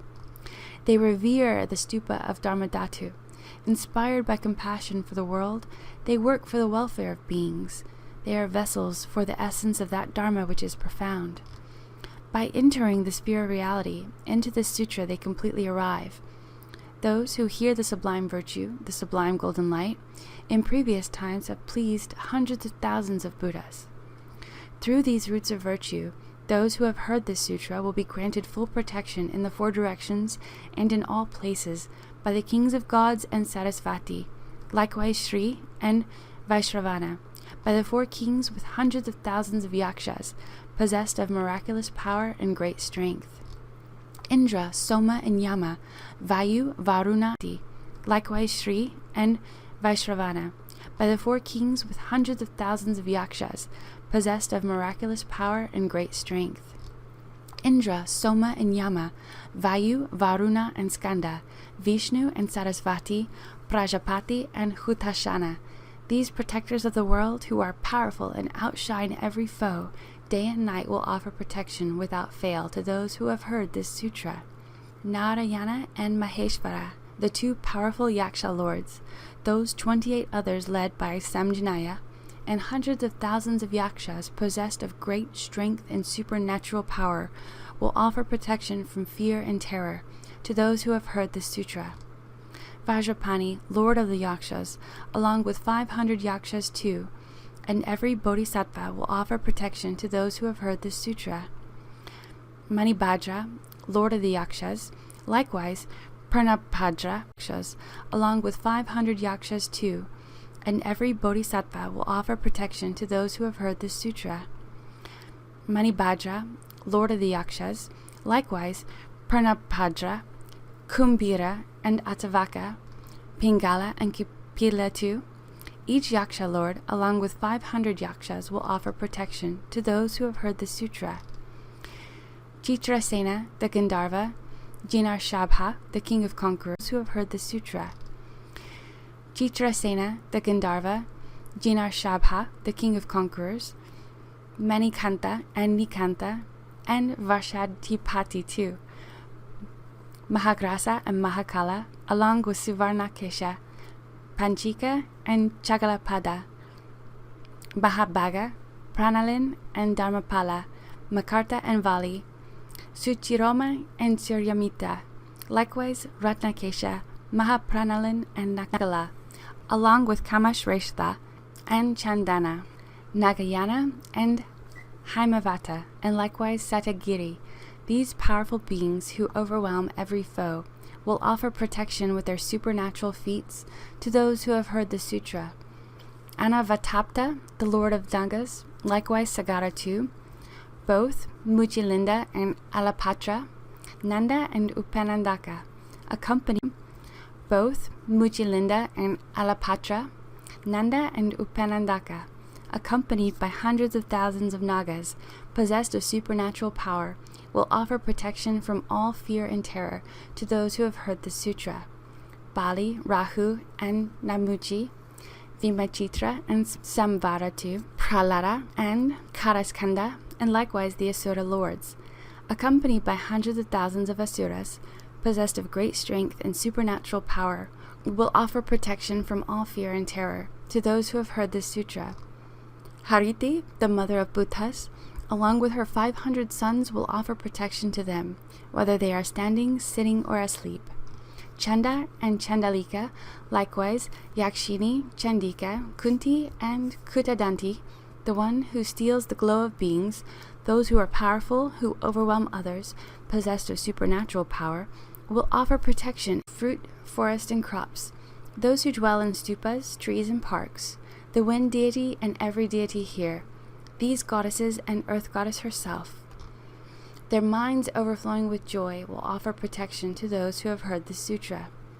They will bring longevity, complexion, and strength to those beings. With excellence, merit, and glory, they will be adorned. They will pacify afflictions of planets and stars, abolish misfortune, wrong deeds, and nightmares. The earth goddess herself, powerful and always profound, is fully satisfied by the essence of the King of Glorious Sutras, the Sublime Golden Light. The potency of the earth, 6,800,000 leagues, as far as the Vajra base, will greatly increase. Going down a full 100 leagues, this potent savor will penetrate. Through the power of hearing this sutra, returning upwards again, it will cause the surface to entirely shine.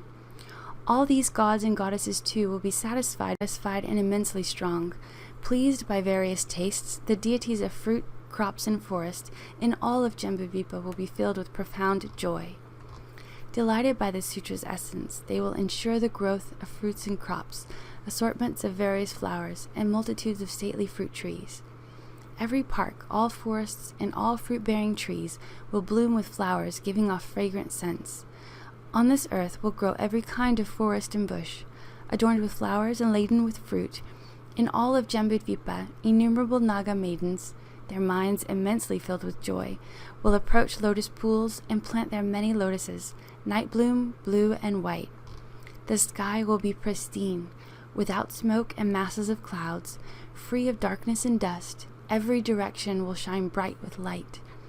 The 1,000 rays of the sun, beautiful with lattice light, profoundly deep in illumination, will blithely rise in that land. The nobody of darkness and dust, every direction will shine bright with light. The 1,000 rays of the sun, beautiful with lattice light, profoundly deep in illumination, will blithely rise in that land. The noble sun, the son of gods, residing in a palace of Jambunada gold, will be deeply satisfied by this sutra. With great delight, the lordly sun will rise in Jambudvipa with limitless lattices of rays, shining upon every land.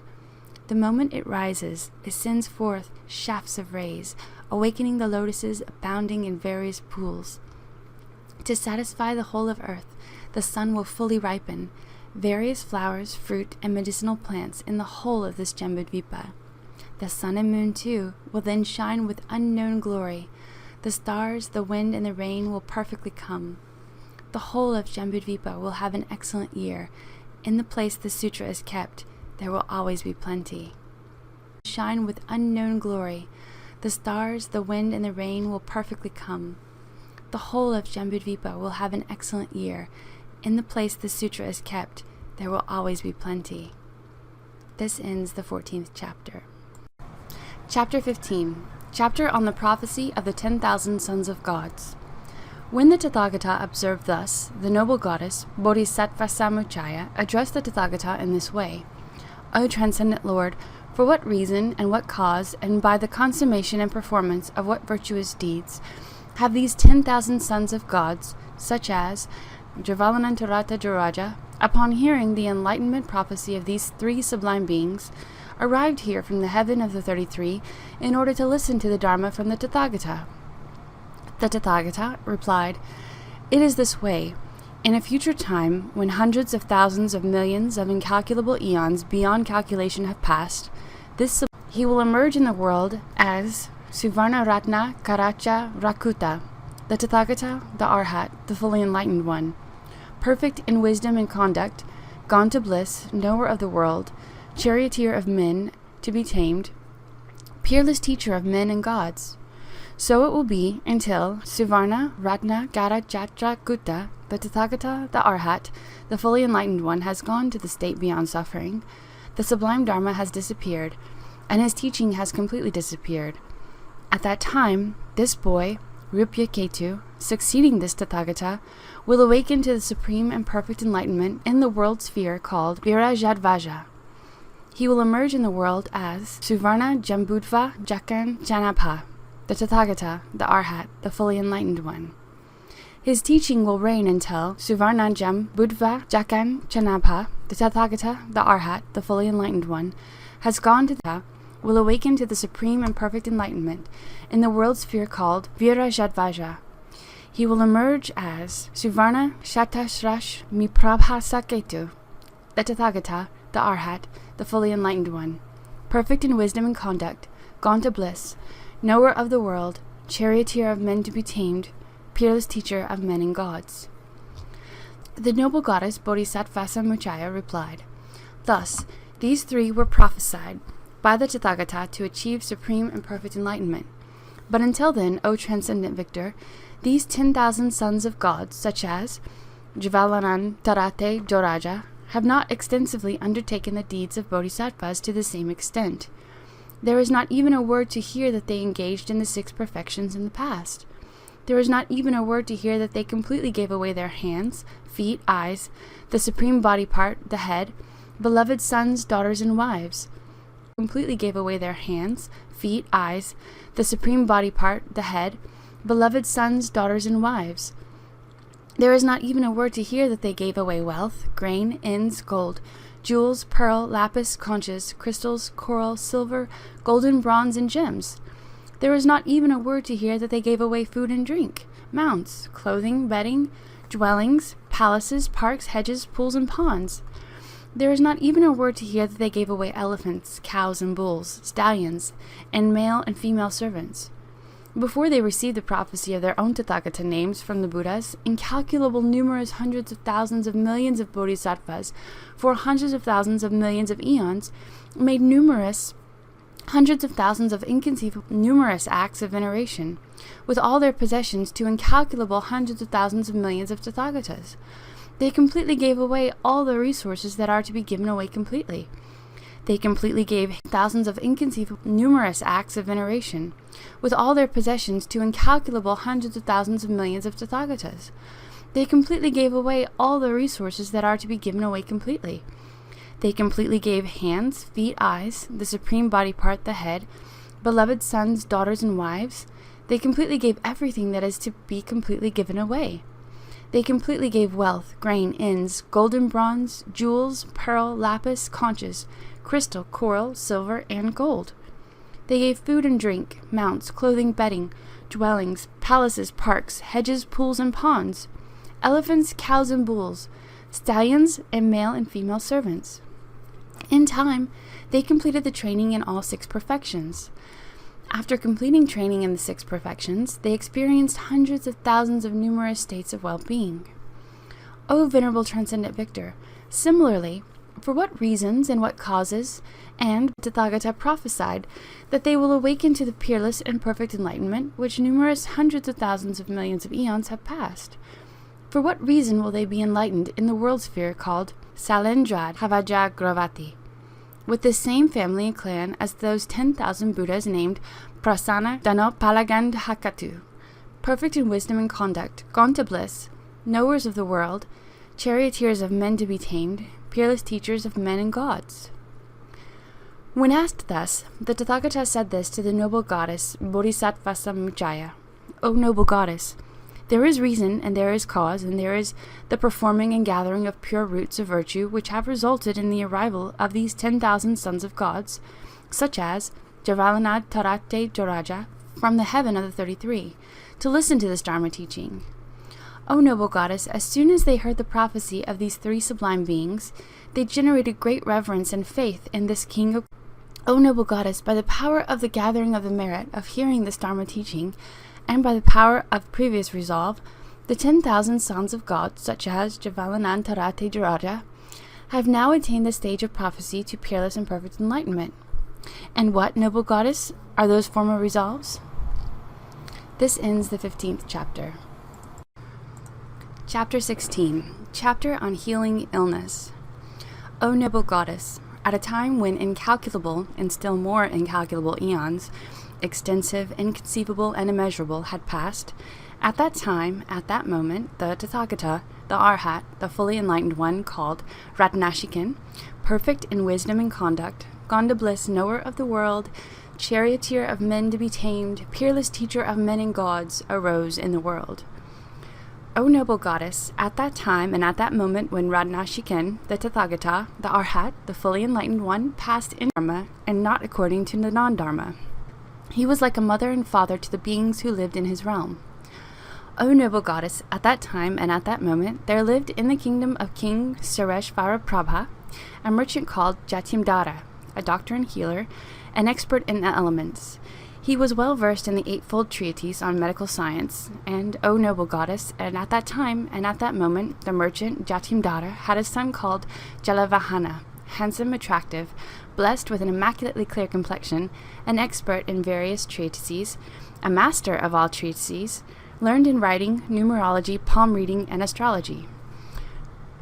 O noble goddess, at that time and at that moment hundreds of thousands of beings in the kingdom of Sarasvati were afflicted with various diseases.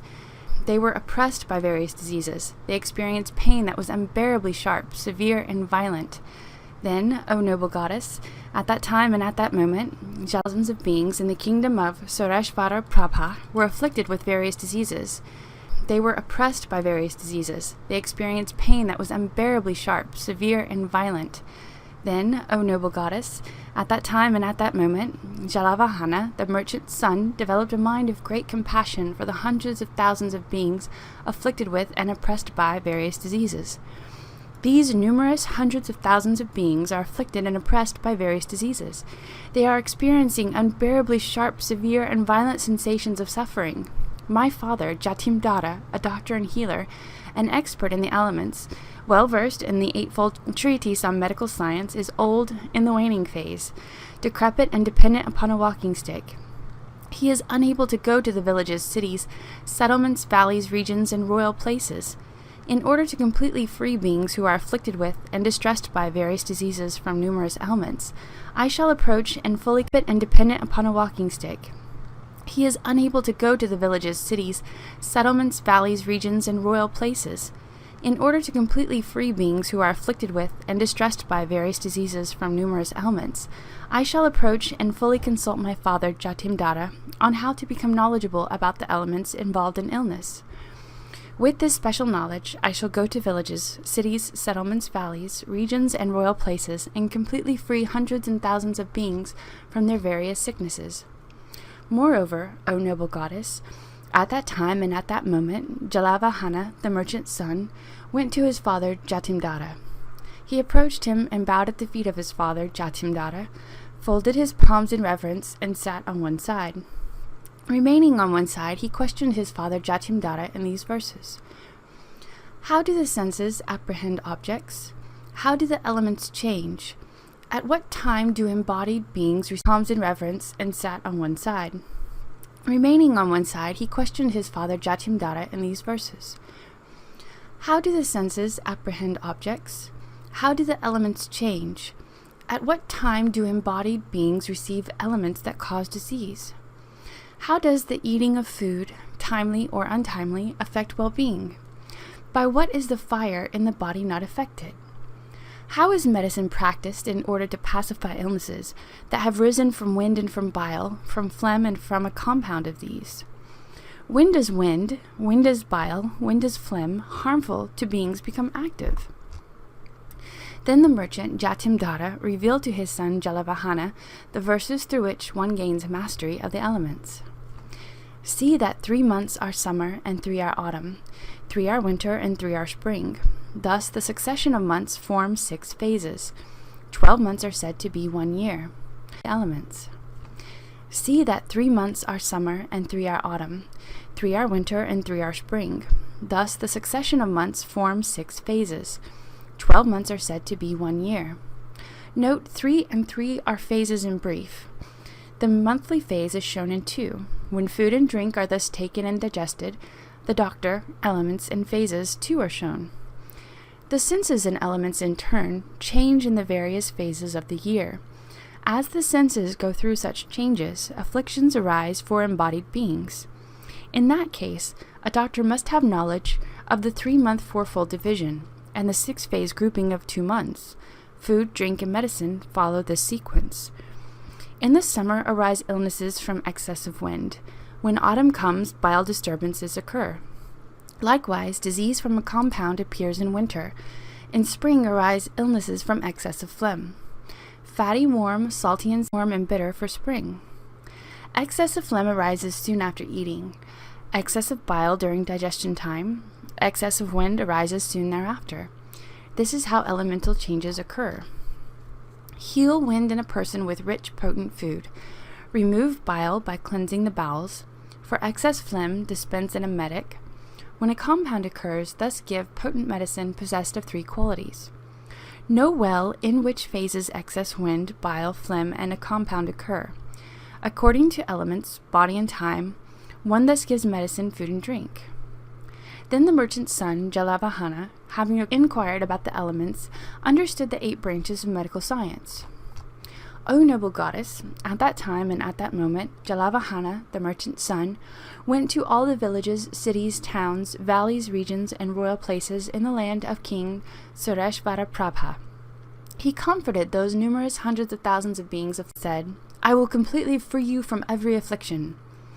O noble goddess, as soon as they heard such statements as these from Jalavahana, the merchant's son, those numerous hundreds of thousands of beings were overcome with unfathomable great joy.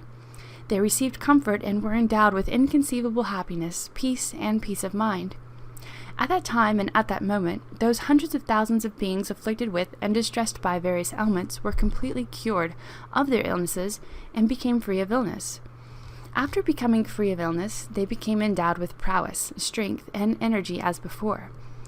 Furthermore, at that time and at that moment, among the hundreds of thousands of beings afflicted with and distressed by various ailments, those who were acutely afflicted with severe illness approached Jalavahana, the merchant's son.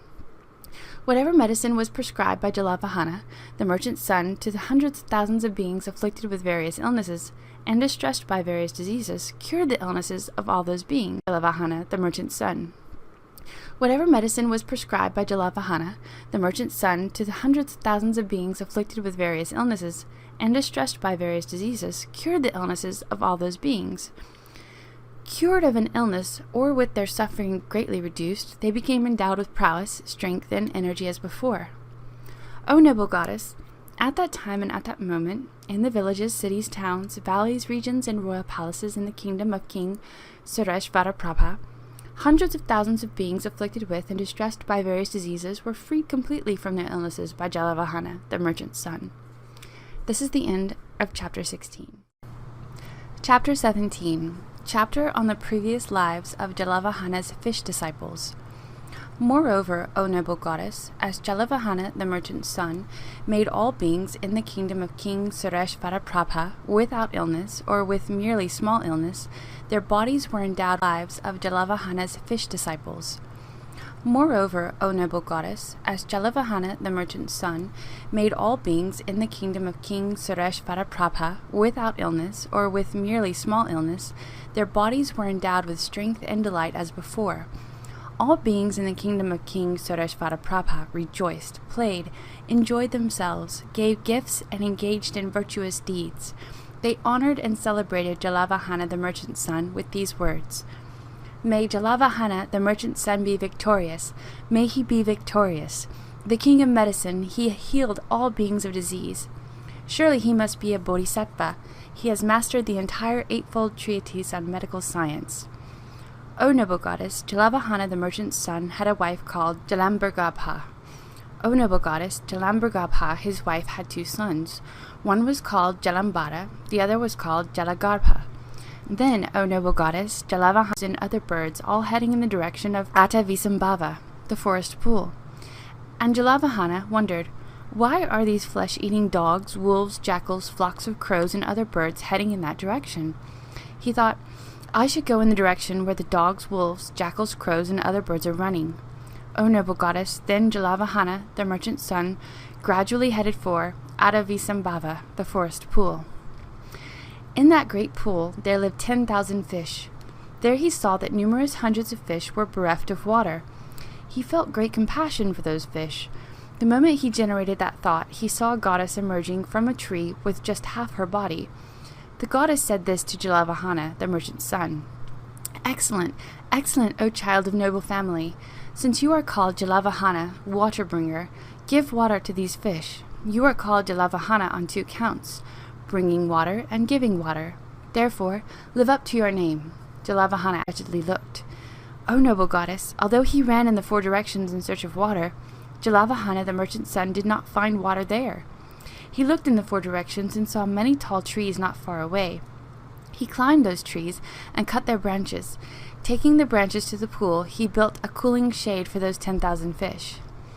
After this, O noble goddess, Jalavahana, the merchant's son, went searching for water to channel into the pool. He ran in the four directions, thinking, from where could water come? But he could not find any water.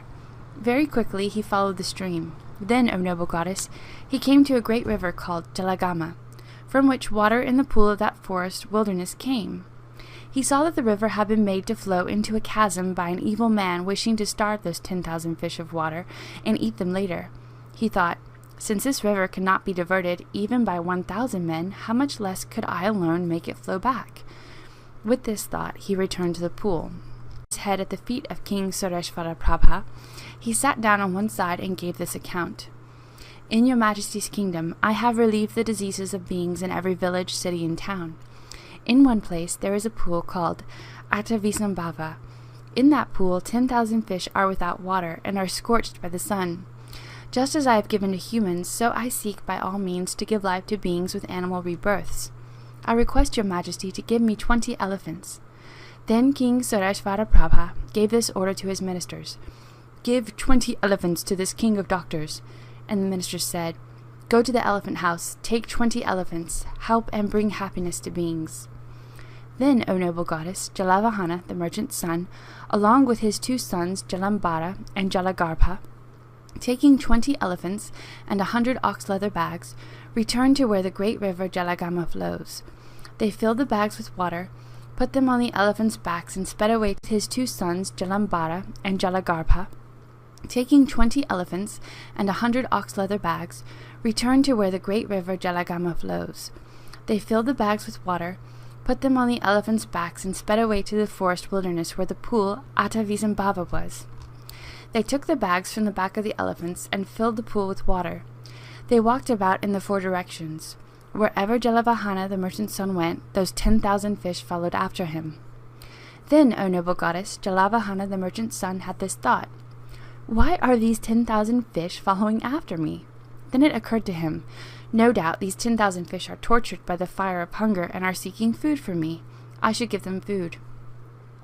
Then, O noble goddess, Jalavahana the merchant's son said this to his son, Jalambara. O son, ride the fastest of all the elephants, and go quickly to my home. Bring this message to your grandfather the merchant, and say, Grandfather, Jalavahana says, whatever home.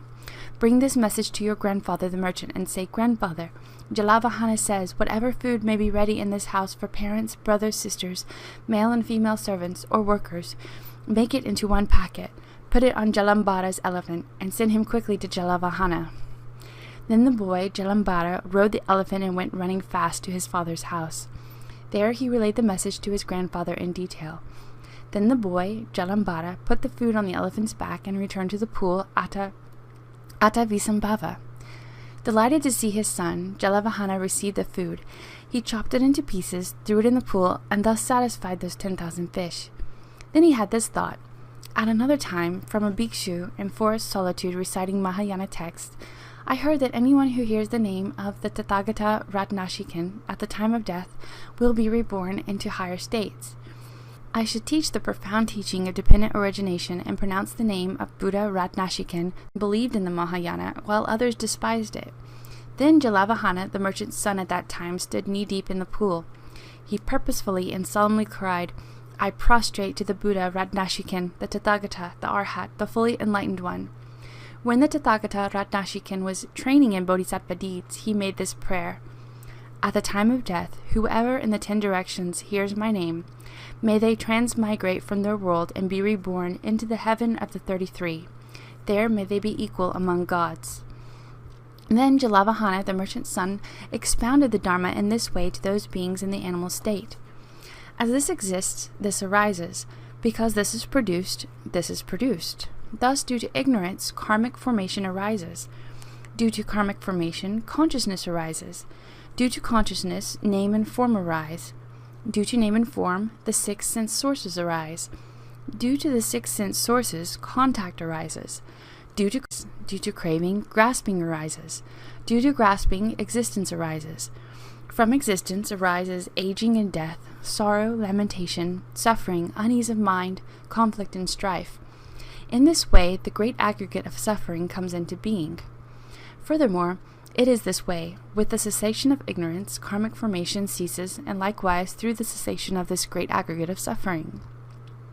Having given this Dharma teaching to those beings in the animal state, O noble goddess, at that time, at that moment, Jalavahana the merchant's son returned home with his sons Jalambara and Jalagarbha. Then, at another time, after feasting and drinking at a great festival, Jalavahana the merchant's son lay intoxicated on his bed. At that time, at that moment, a great omen occurred. As night came to an end, those 10,000 fish died and were reborn equal among the gods of the 33. The moment they were born, they had this thought. By reason of what time, at that moment, a great omen occurred. As night came to an end, those 10,000 fish died and were reborn equal among the gods of the 33. The moment they were born, they had this thought. By reason of what virtuous act have we been born among the gods of the 33? The answer arose in their minds. In Jambudvipa, we were 10,000 fish. While we were in that animal state, Jalavahana the merchant's son satisfied us with water and food. We were also given a Dharma teaching on the profound principle of dependent origination. He pronounced to us the name of Ratnashikan, the Tathagata, the Arhat, the fully enlightened one. By reason of this cause and condition, we were born among the gods. We should go to where Jalavahana the merchant's son is and make offerings to him. Then those 10,000 sons of gods disappeared from among the gods of the 33 and went to the house of Jalavahana the merchant's son.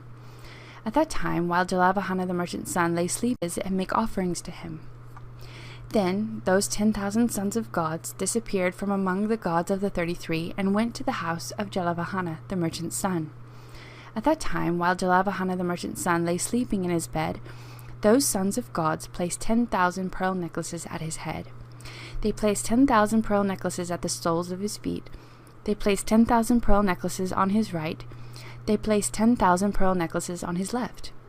They rained down a great shower of divine Mandarava flowers, Maha Mandarava flowers. They played divine cymbals, and the sound of these cymbals woke up the people of Jambudvipa.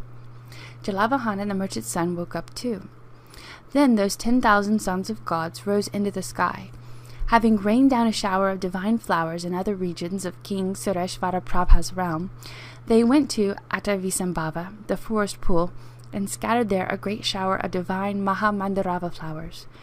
Becoming invisible, having rained down a shower of divine flowers in other regions of King Sureshvaraprabha's realm, they went to Visambhava, the forest pool, and scattered there a great shower of divine Mahamandarava flowers. Becoming invisible in that spot, they soared back to their divine abodes. There they frolicked in the 5 sensual objects and enjoyed themselves. Delighting in what pleased them, they experienced great glory and good fortune. Then, as day broke in Jambudvipa, King Sureshvaraprabha saw these omens and asked his astrologers and chief minister, "Why did those signs appear last night?" they said. "May it please your majesty to know, in the house of Jalavahana the merchant's son, there rained down 40,000 pearl necklaces and cascades of divine Mahamandarava flowers."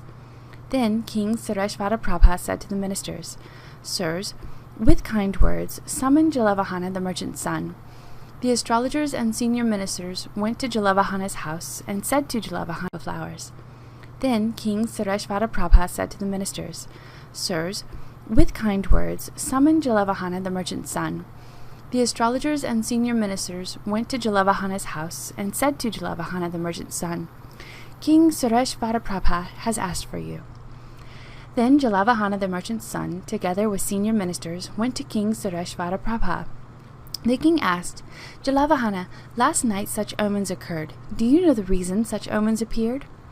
Then Jalavahana the merchant's son replied to King Sureshvaraprabha, "I do, your majesty. Certainly they were omens for the death of the 10,000 fish." The king said, "How do you know?" Jalavahana said, "Your majesty, let my son Jalambara go to the pool to see whether those 10,000 fish are alive or dead." The king said, "So be it." Then Jalavahana the merchant's son said to Jalambara, "Son, go. Check whether the 10,000 fish in the pool at Visambhava are. The 10,000 fish died and were reborn among the gods of the 33. It was through their power and my power too that there were such auspicious omens last night. At my home too there rained down 40,000 pearl necklaces and divine Mahamandarava flowers." Upon hearing this news, the king was delighted and full of joy. Then the Tathagata said this to the noble goddess Bodhisattvas Samuchaya, "O noble goddess, if you think that King Sureshvaraprabha at that time, at that moment was another, do not see it like that. Why? Because Dandapani, the Shakyan at that time and at that moment, was called the King Sureshvaraprabha. O noble goddess, if you think that the merchant Drdha at that time, at that moment was another, do not see it like that. Why? Because King Shuddhodana at that time, at that moment, was the merchant called Drdha. O noble goddess, if you think that Jalavahana at that time, at that moment was another, do not see it like that. Why? Do not see it like that. Why? At that time, at that moment, the 10,000 sons of gods, such as Javalanantarate Joraja, were the 10,000 fish who I satisfied with water and excellent food, and to whom I gave the profound Dharma teaching on the principle of dependent origination, and pronounced the name of Ratnashikan, the Tathagata, the Arhat, the fully enlightened one. By reason of that virtuous cause, they have come here and received the prophecy of supreme and perfect enlightenment. Furthermore, because they have listened to this Dharma teaching with intense joy, aspiration, supreme joy and reverence, they have all received prophecies and names. O noble goddess, if you think that the forest goddess at that time, at that moment was another, do not see it like that. Why? O noble goddess, at that time, at that moment, you were that forest goddess. On these counts, O noble goddess, let it be known that while revolving in cyclic existence, I have fully ripened many beings toward full prophecy to supreme and perfect enlightenment. This is the end of chapter 17. Chapter 18. Chapter on the Tigress. Furthermore, O noble goddess, a bodhisattva gives away even their body and life to help others. How is that so? Accompanied by 1,000 bhikshus, the Tathagata, projecting bright rays of hundreds of pure and vast virtues to heaven and earth, possessing power to eclipse challengers with unobstructed wisdom, sight, and power, was passing through the regions of Panchalas when they came to a certain forest. There he saw an area lush with dark green soft grass and embellished with assorted fragrant meadow flowers. Seeing this, the Tathagata said to the Venerable Ananda, This site is beautiful, Ananda. It has the mark of being the place of a Dharma teaching. Lay a seat for the Tathagata. As instructed by the Tathagata, the seat was set up. Having set up the seat, Ananda said to the Ananda, "It has the mark of being the place of a Dharma teaching. Lay a seat for the Tathagata." As instructed by the Tathagata, the seat was set up. Having set up the seat, Ananda said to the Tathagata, "The seat is laid, O transcendent Lord, chief and supreme among bipeds. Freeing beings from bondage, you bestow supreme benefit upon humans.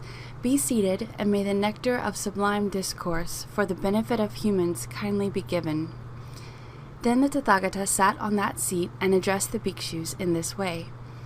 "Would you like to see the remains of a bodhisattva who performed tasks that are difficult to perform?" When addressed in this way, those bhikshus replied to the Tathagata, "O sublime sage, the time is right for us to see the remains of one, the best of supreme beings, in whom rested inconceivable virtues of immense patience, fortitude, and wisdom, delight in calm humility, and the mind of recollection. Tell us well. Then the Tathagata struck the surface of the earth with his hand, whose palm was soft as the newly bloomed lotus and marked with a 1,000-spoked wheel. As soon as he struck it, the earth shook in 6 ways, and there arose a stupa made of silver, gold, and jewels. And then the Tathagata said to the Venerable Ananda, "Ananda, open this stupa." Heeding these instructions, the Venerable Ananda opened the stupa. Inside he saw an urn covered with gold and inlaid with jewels and pearls. Having seen this, he said to the Tathagata, "O transcendent Lord, there is an urn made of gold." The Tathagata said, "Open these 7 urns." Accordingly, he opened them. He saw relics whose colors were like snow and white lily. Seeing this, the Venerable Ananda said to the Tathagata, "O transcendent Lord, there are relics." Then the Tathagata said, "Ananda, bring here the relics of the great being." Then the Venerable are the bones of one endowed with excellent virtue and supreme intellect, humility, meditation, delight through patience, and sublime fame. One who continually strove for the wisdom of his enlightenment, intelligent and possessing steadfast joyous perseverance, he always delighted in giving. Then the Tathagata said this to the 1,000 bhikshus, "O bhikshus, offer homage to the Bodhisattva's relics fully charged with ethics and virtue, which are a field of merit and extremely rare to see." Then their hearts filled with aspiration. Those bhikshus paid homage to the relics with hands folded in reverence. Then, with hands folded, the Venerable Ananda addressed the Tathagata in this way. "The Tathagata, transcendent victor, has risen above all the world and is venerated by all beings. How is it that the Tathagata venerates these remains?" Then the Tathagata replied in this way to the Venerable Ananda, "Ananda, it is because of the Ananda, formerly, in a time long past, there was a king called Maharatha, who possessed chariots, wielded great power, and defeated opponents through unobstructed might and strength. He had 3 sons who were like the sons of the gods, Mahaprananda, Mahadeva, and Mahasattva. One day the king went to a park for sport. Drawn by the enchanting qualities of the park and wishing to find flowers, the princes ran about and entered the great Drdha forest. As the princes ran about, their attendants were dismissed and went their own way. The princes entered the thick 12 forests of that fully protected forest reserve. Then Mahaprananda spoke to his brothers. "My heart is overwhelmed by fear. We might be killed by wild beasts. Stay close." Mahadeva said, "As for me, I have no fear, but I am anxious I might be separated from my loved ones." Mahasattva said, "Here in the forest solitude acclaimed by seers." Mahadeva said, "As for me, I have no fear, but I am anxious I might be separated from my loved ones." Mahasattva said, "Here in the forest solitude acclaimed by seers, I am not anxious nor have I fear. This heart of mine is greatly overjoyed, in hope of finding opportunity for a vast and great benefit." Then, as the princes strolled through Drdha forest, they came upon a tigress who had given birth the previous week. Surrounded by her offspring, hungry and thirsty, famished, her body extremely feeble. Seeing her, Mahaprananda said, "Alas! It would be 6 or 7 days since this wretch gave birth. She has not found food. Either she will die of starvation or devour her own cubs." To this Mahasatva said, "What is the food of this wretch?" Mahaprananda said, "Here they say fresh meat and warm blood is food suitable for tigers, bears, hyenas, and lions." Mahadeva said, Sattva said, "What is the food of this wretch?" Mahaprananda said, "Here they say fresh meat and warm blood is food suitable for tigers, bears, hyenas, and lions." Mahadeva said, "This wretch, her body tortured by hunger and thirst, has little life left. She is extremely feeble and cannot look for food. Who would sacrifice their life to save hers?" Mahaprananda said, "O good fellows, giving one's body is a daunting task." Mahasattva said, "For people like us, feeble-minded and greatly attached to the body, such an act is difficult indeed. However, great beings embark on giving their bodies completely and dauntlessly strive for others' welfare. Moreover, born of affectionate love and compassion, Arya beings, who consider their bodies as just obtained in heaven or on this earth, their joyous minds most agreeable to saving others' lives, remaining steadfast would have hundredfold compassion in this case. Feeling very sad, the young obtained in heaven or on this earth, their joyous minds most agreeable to saving others' lives, remaining steadfast would have hundredfold compassion in this case. Feeling very sad, the young prince looked at the tigress for a length of time without blinking, then went on his way. Then Mahasattva had this thought, "Now the time has come for me to give this body away. Why? Although I have long guarded this putrid body, subject to death and decay, providing it with food and drink, clothing, vehicles, and luxurious beds, ultimately it is doomed to crumble and end in woe. This body has no purpose save to abandon its unknown nature. Furthermore, since it is wholly impure, it will not endure. Now I should use it for a noble end. Thus it shall be for me like a boat crossing the ocean of death and rebirth. Moreover, giving this body possessed of hundreds of abscess-like existences, filled with feces and urine, thus it shall be for me like a boat crossing the ocean of death and rebirth. Moreover, giving this body possessed of hundreds of abscess-like existences, filled with feces and urine, without core, like foam, bearing hundreds of worms, laying waste to what has been done, I shall attain the Dharmakaya's timeless state, free of the afflicted aggregates, sorrowless and endowed with samadhi, replete with hundreds of stainless virtues." His heart brimming with supreme compassion and resolve, he asked his brothers to leave him. "You two can go off. I am returning to the Devadashavana Goma for a personal thing." Then Prince Mahasattva left that part of the forest and returned to where the tigress was. He hung his clothes on a forest creeper and prayed, "To benefit transmigrating beings, may I attain the peace of peerless enlightenment. My mind compassionate and steadfast, I give this body, which others fear, of the ocean of existence." Then Mahasattva lay in front of the tigress, but the tigress did nothing to compassionate Bodhisattva. The Bodhisattva thought, "Alas, she is too weak and incapable." He rose up in search of a sharp weapon and did not find one. Taking hold of a strong branch of bamboo stick, 100 years old, he cut his throat and fell down before the tigress. When the Bodhisattva fell down, the earth shook in 6 ways, like a boat pounded by winds amidst the sea. The sun, as if caught by Rahu, did not shine with its rays. Flowers mingled with divine perfumes, and powders fell. Then a certain goddess, her mind overwhelmed with astonishment, praised the Bodhisattva. "O noble-minded one, holding all beings in your compassion, here, as you joyfully give your body, hero among men, before long and without trouble you will find pristine peace." That quake, Mahaprananda said to Mahadeva, "The way the earth with its seas greatly shook, as far as the oceans in all 10 directions, the way the sun lost its rays and a rain of flowers has fallen. My mind is troubled.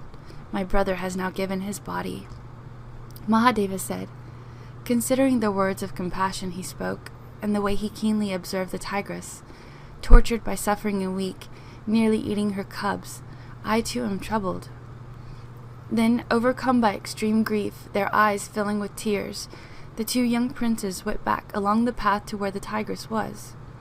They saw his clothes hanging on bamboo shoots, his bloody bones scattered about, his hair spread in every direction. Upon seeing this, they fainted and fell down upon the remains. Reviving after some time, they raised their arms and issued a wretched cry. Alas, our beloved brother! The king and our mother too were most devoted to their arms and issued a wretched cry. Alas, our beloved brother! The king and our mother too were most devoted to their son. Our mother will surely ask, where did you leave the third one of you, he whose eyes are as long as lotus petals? Alas, for the two of us in this part of the forest land, living is not as good as meeting death. Having lost Mahasattva, how will our parents care for us? Then, lamenting in many ways, the two young princes went on their way. Their servants, running in all directions in search of the princes, saw them and asked, Princess, what happened? What happened? At that moment, the queen was lying on her bed. She dreamed a dream showing separation from a loved one. Her two breasts were cut off, and her teeth were wrenched out. Finding three young frightened doves, one was snatched by a hawk. Terrified by the earthquake, the queen awoke suddenly and thought, why did the sustainer of beings, clothed in oceans, so violently shake? Doves, one was snatched by a hawk.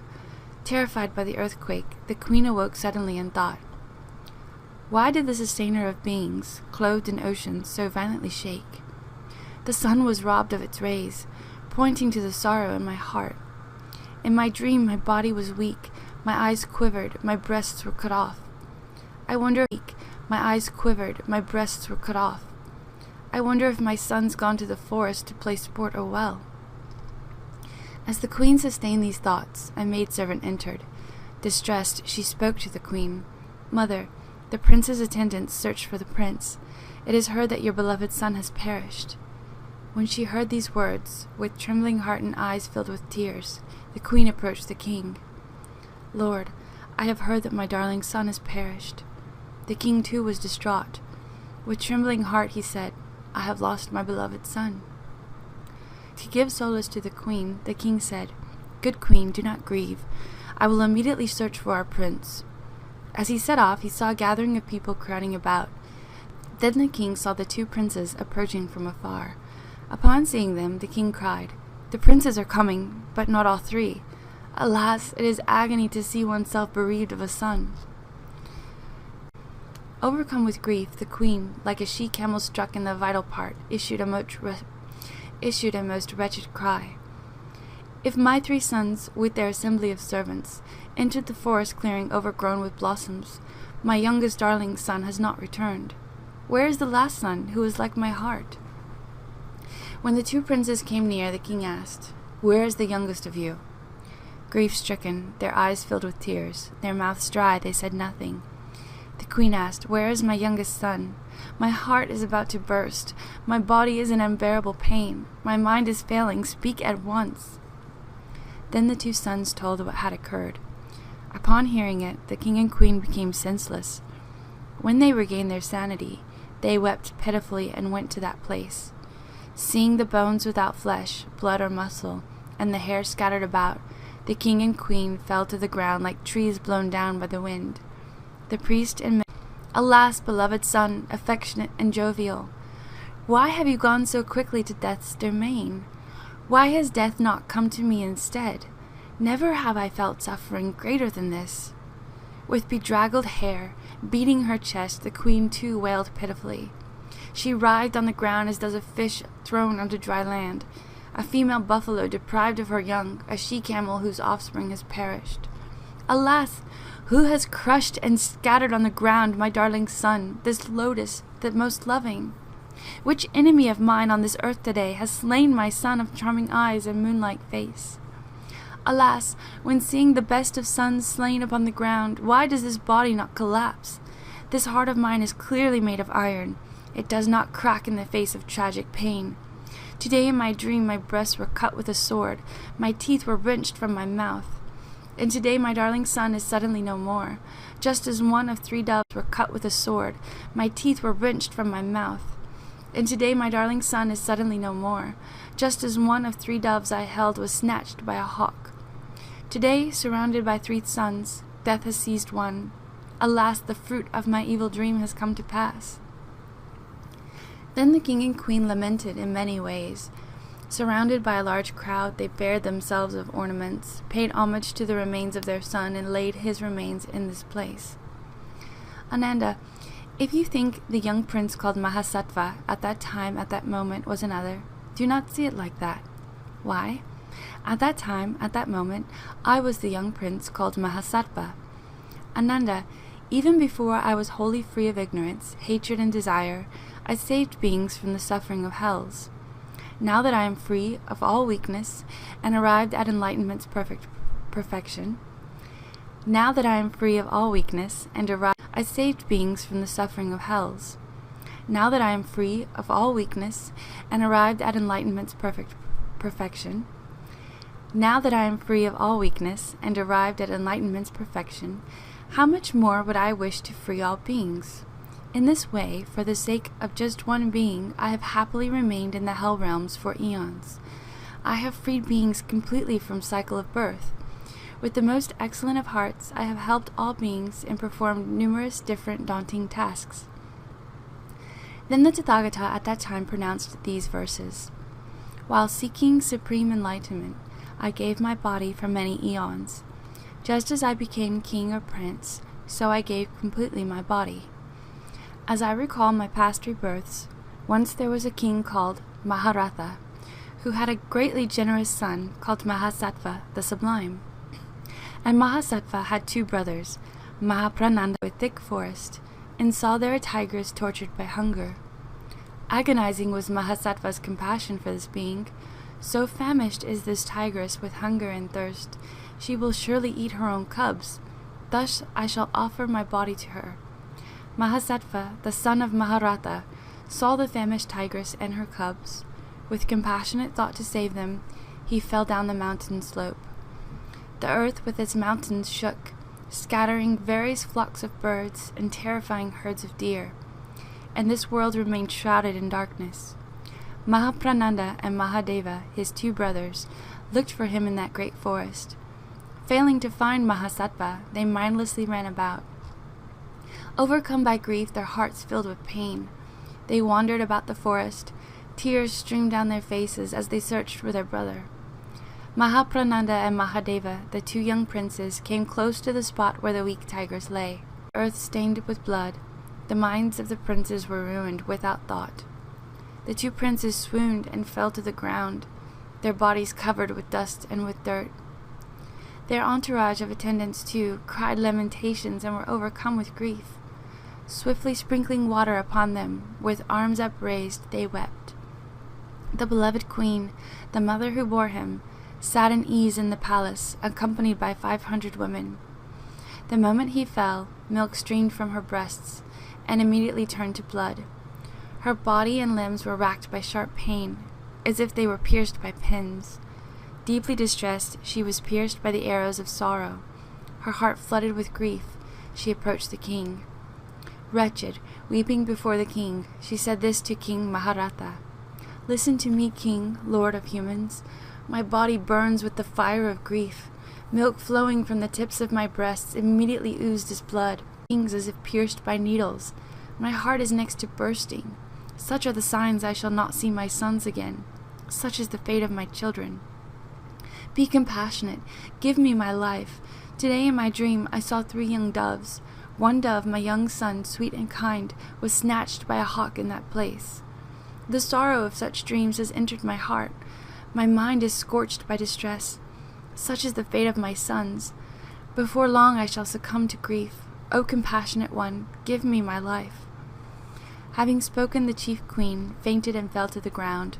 Her mind was senseless, deprived of memory, and her thoughts failed. Upon seeing the sublime queen fainted and fallen on the ground, the whole crowd too in that palace too wept and wailed in pitiful voices. At once the Lord King was overcome by the loss of his son.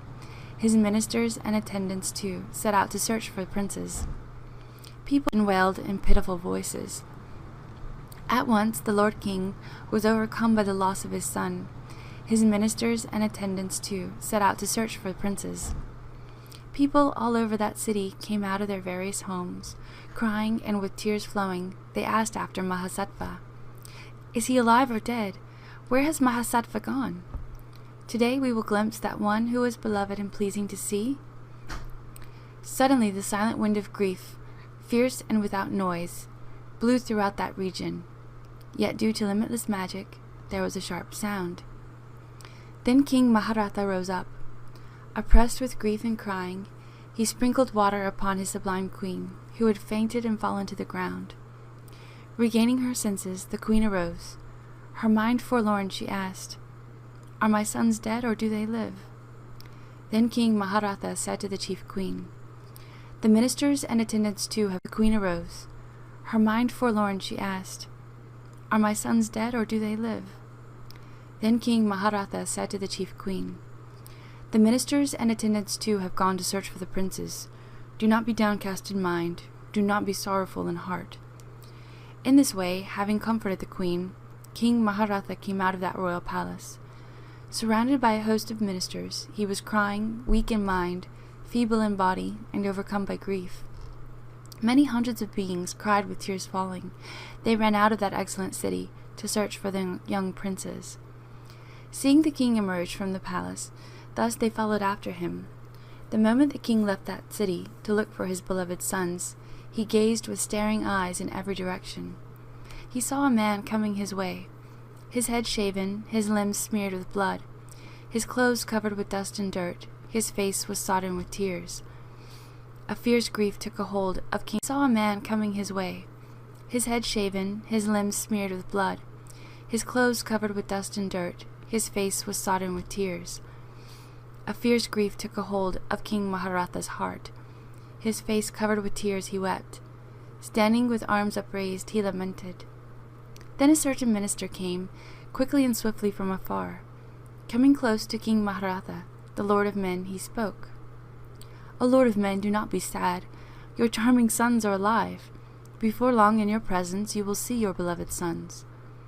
The king continued upon this way, and then a second minister came to him. Clad in dusty and sweat-sodden clothes, in a tearful voice he said to the king, "O great king, 2 of your sons are alive, scorched by the fire of grief. O king, your 3rd son is missing. Mahasattva is captured by impermanence." He saw a starving tigress, who had given birth shortly before, and was near to eating her. Mahasattva is captured by impermanence. He saw a starving tigress, who had given birth shortly before, and was near to eating her cubs. For them, young Mahasattva, his heart was filled with compassion. Proclaimed enlightenment's great resolve.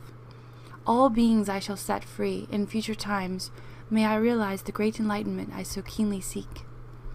Then Mahasattva jumped down on that steep slope. The famished tigress stood up, quickly making his body without flesh. She left the prince with just a few bones. Upon hearing these dreadful words, his mind was shattered. King Maharatha fainted and fell to the ground. The fire in his grief blazed without relent. The ministers and attendants, too, wept wretchedly, overcome by sorrow. They sprinkled water upon him and lamented with arms upraised. Then the 3rd minister said this to the king, "Today I have seen both princes in the great forest laying on the ground. They lamented wretchedly in pitiful voices. With arms uplifted, they sang their brother's praise." The king's mind ebbed extremely low, and was distraught at having lost his son. In unbearable grief he cried lamentations. Then this thought entered the mind of the king. "My son Mahasattva, beloved and charming, has been captured by impermanence. The life of my other 2 sons could now be lost to the fire of grief. Therefore I should quickly proceed there to see those sons who are pleasing to behold. On swift mounts to the royal court of the royal palace I will quickly bring my sons. If not, the heart of the mother who bore them is like to burst from the scorching fire of grief. Upon seeing her 2 sons she will find peace, and therefore her life will not be lost." The king, escorted by a host of ministers, mounting his elephant, went to see his 2 sons. Crying in wretched, pitiful voices, the 2 princes came their way, calling out their brother's name. Was formerly Mahasattva, son of King Maharatha, who made the tigress well. Shuddhodanya, the great king, was the king called Maharatha, and Queen Maya was the sublime queen. Mahaprananda became Maitreya. Likewise, Prince Mahadeva was the youthful Manjushri. The tigress was Mahaprajapati. The 5 bhikshus were her 5 cups. Then the great king Maharatha and the great king wretchedly cried many lamentations. They bared themselves of all ornaments, and together with a great crowd made homage to the remains of the prince. Placing the remains of Mahasattva at this very place, they built this stupa of 7 jewels. When Mahasattva gave the tigress his body, he made this altruistic wish. By the merit of completely giving my body, may I, in future times, for eons utterly beyond thought, perform the deeds of Buddhas for sentient beings. Altruistic wish. By the merit of completely giving my body, may I, in future times, for eons utterly beyond thought, perform the deeds of Buddhas for sentient beings. When this exposition was being given, inconceivable, uncountable numbers of beings, including gods and humans, generated the altruistic intention for supreme and perfect enlightenment. And this is the reason, and this is the cause, for revealing this stupa here. Then, through the power of the Tathagata's blessing, that stupa entered the ground on that very spot. This ends the 18th chapter. Chapter 19. Chapter on the praise by all the Bodhisattvas. Then those hundreds of thousands of Bodhisattvas approached the Tathagata, Suvarnaratna Karacha Trakuta, paying homage with their heads at the feet of the Tathagata, Suvarnaratna Karacha Trakuta. They stood to one side. Having stood to one side, the numerous Karacha Trakuta, paying homage with their heads at the feet of the Tathagata, Suvarnaratna Karacha Trakuta, they stood to one side. Having stood to one side, the numerous hundreds of thousands of Bodhisattvas folded their hands in reverence and praised the Tathagata, Suvarnaratna Karacha Trakuta, in these verses. O conqueror, your body resembles refined gold, for its glorious presence possesses a golden hue. You are a golden like the golden king of mountains. The white lotus seer has features of gold. Sublime major marks adorn your body in full. Sublime minor signs embellish your body parts. You are brilliant and possess the fine splendor of gold. Utterly pristine, serene as the Lord of Mountains, you have the voice of Brahma and Brahma's melodic sound. You roar the rumbling song of the lion and that of the dragon too. Your 60-fold melody echoes and resounds. Conqueror, your melody holds coup of peace upon the world. Granting the state of tranquility beyond death, O conqueror, you expound the highest sublime truth, and usher in the serenity beyond suffering. O conqueror, through revealing the nectar of the Dharma, you usher in the deathless city, an abode of peace. You are the source of everything serene. O conqueror, you free migrating beings from suffering, and liberate creatures from the ocean of misery. You place them well upon the path to peace, and give happiness to every being. Nothing can be found that is comparable to the sage's ocean of virtue and wisdom. Possessing compassion for beings laden with life, you have the powers of love, perseverance, and skill.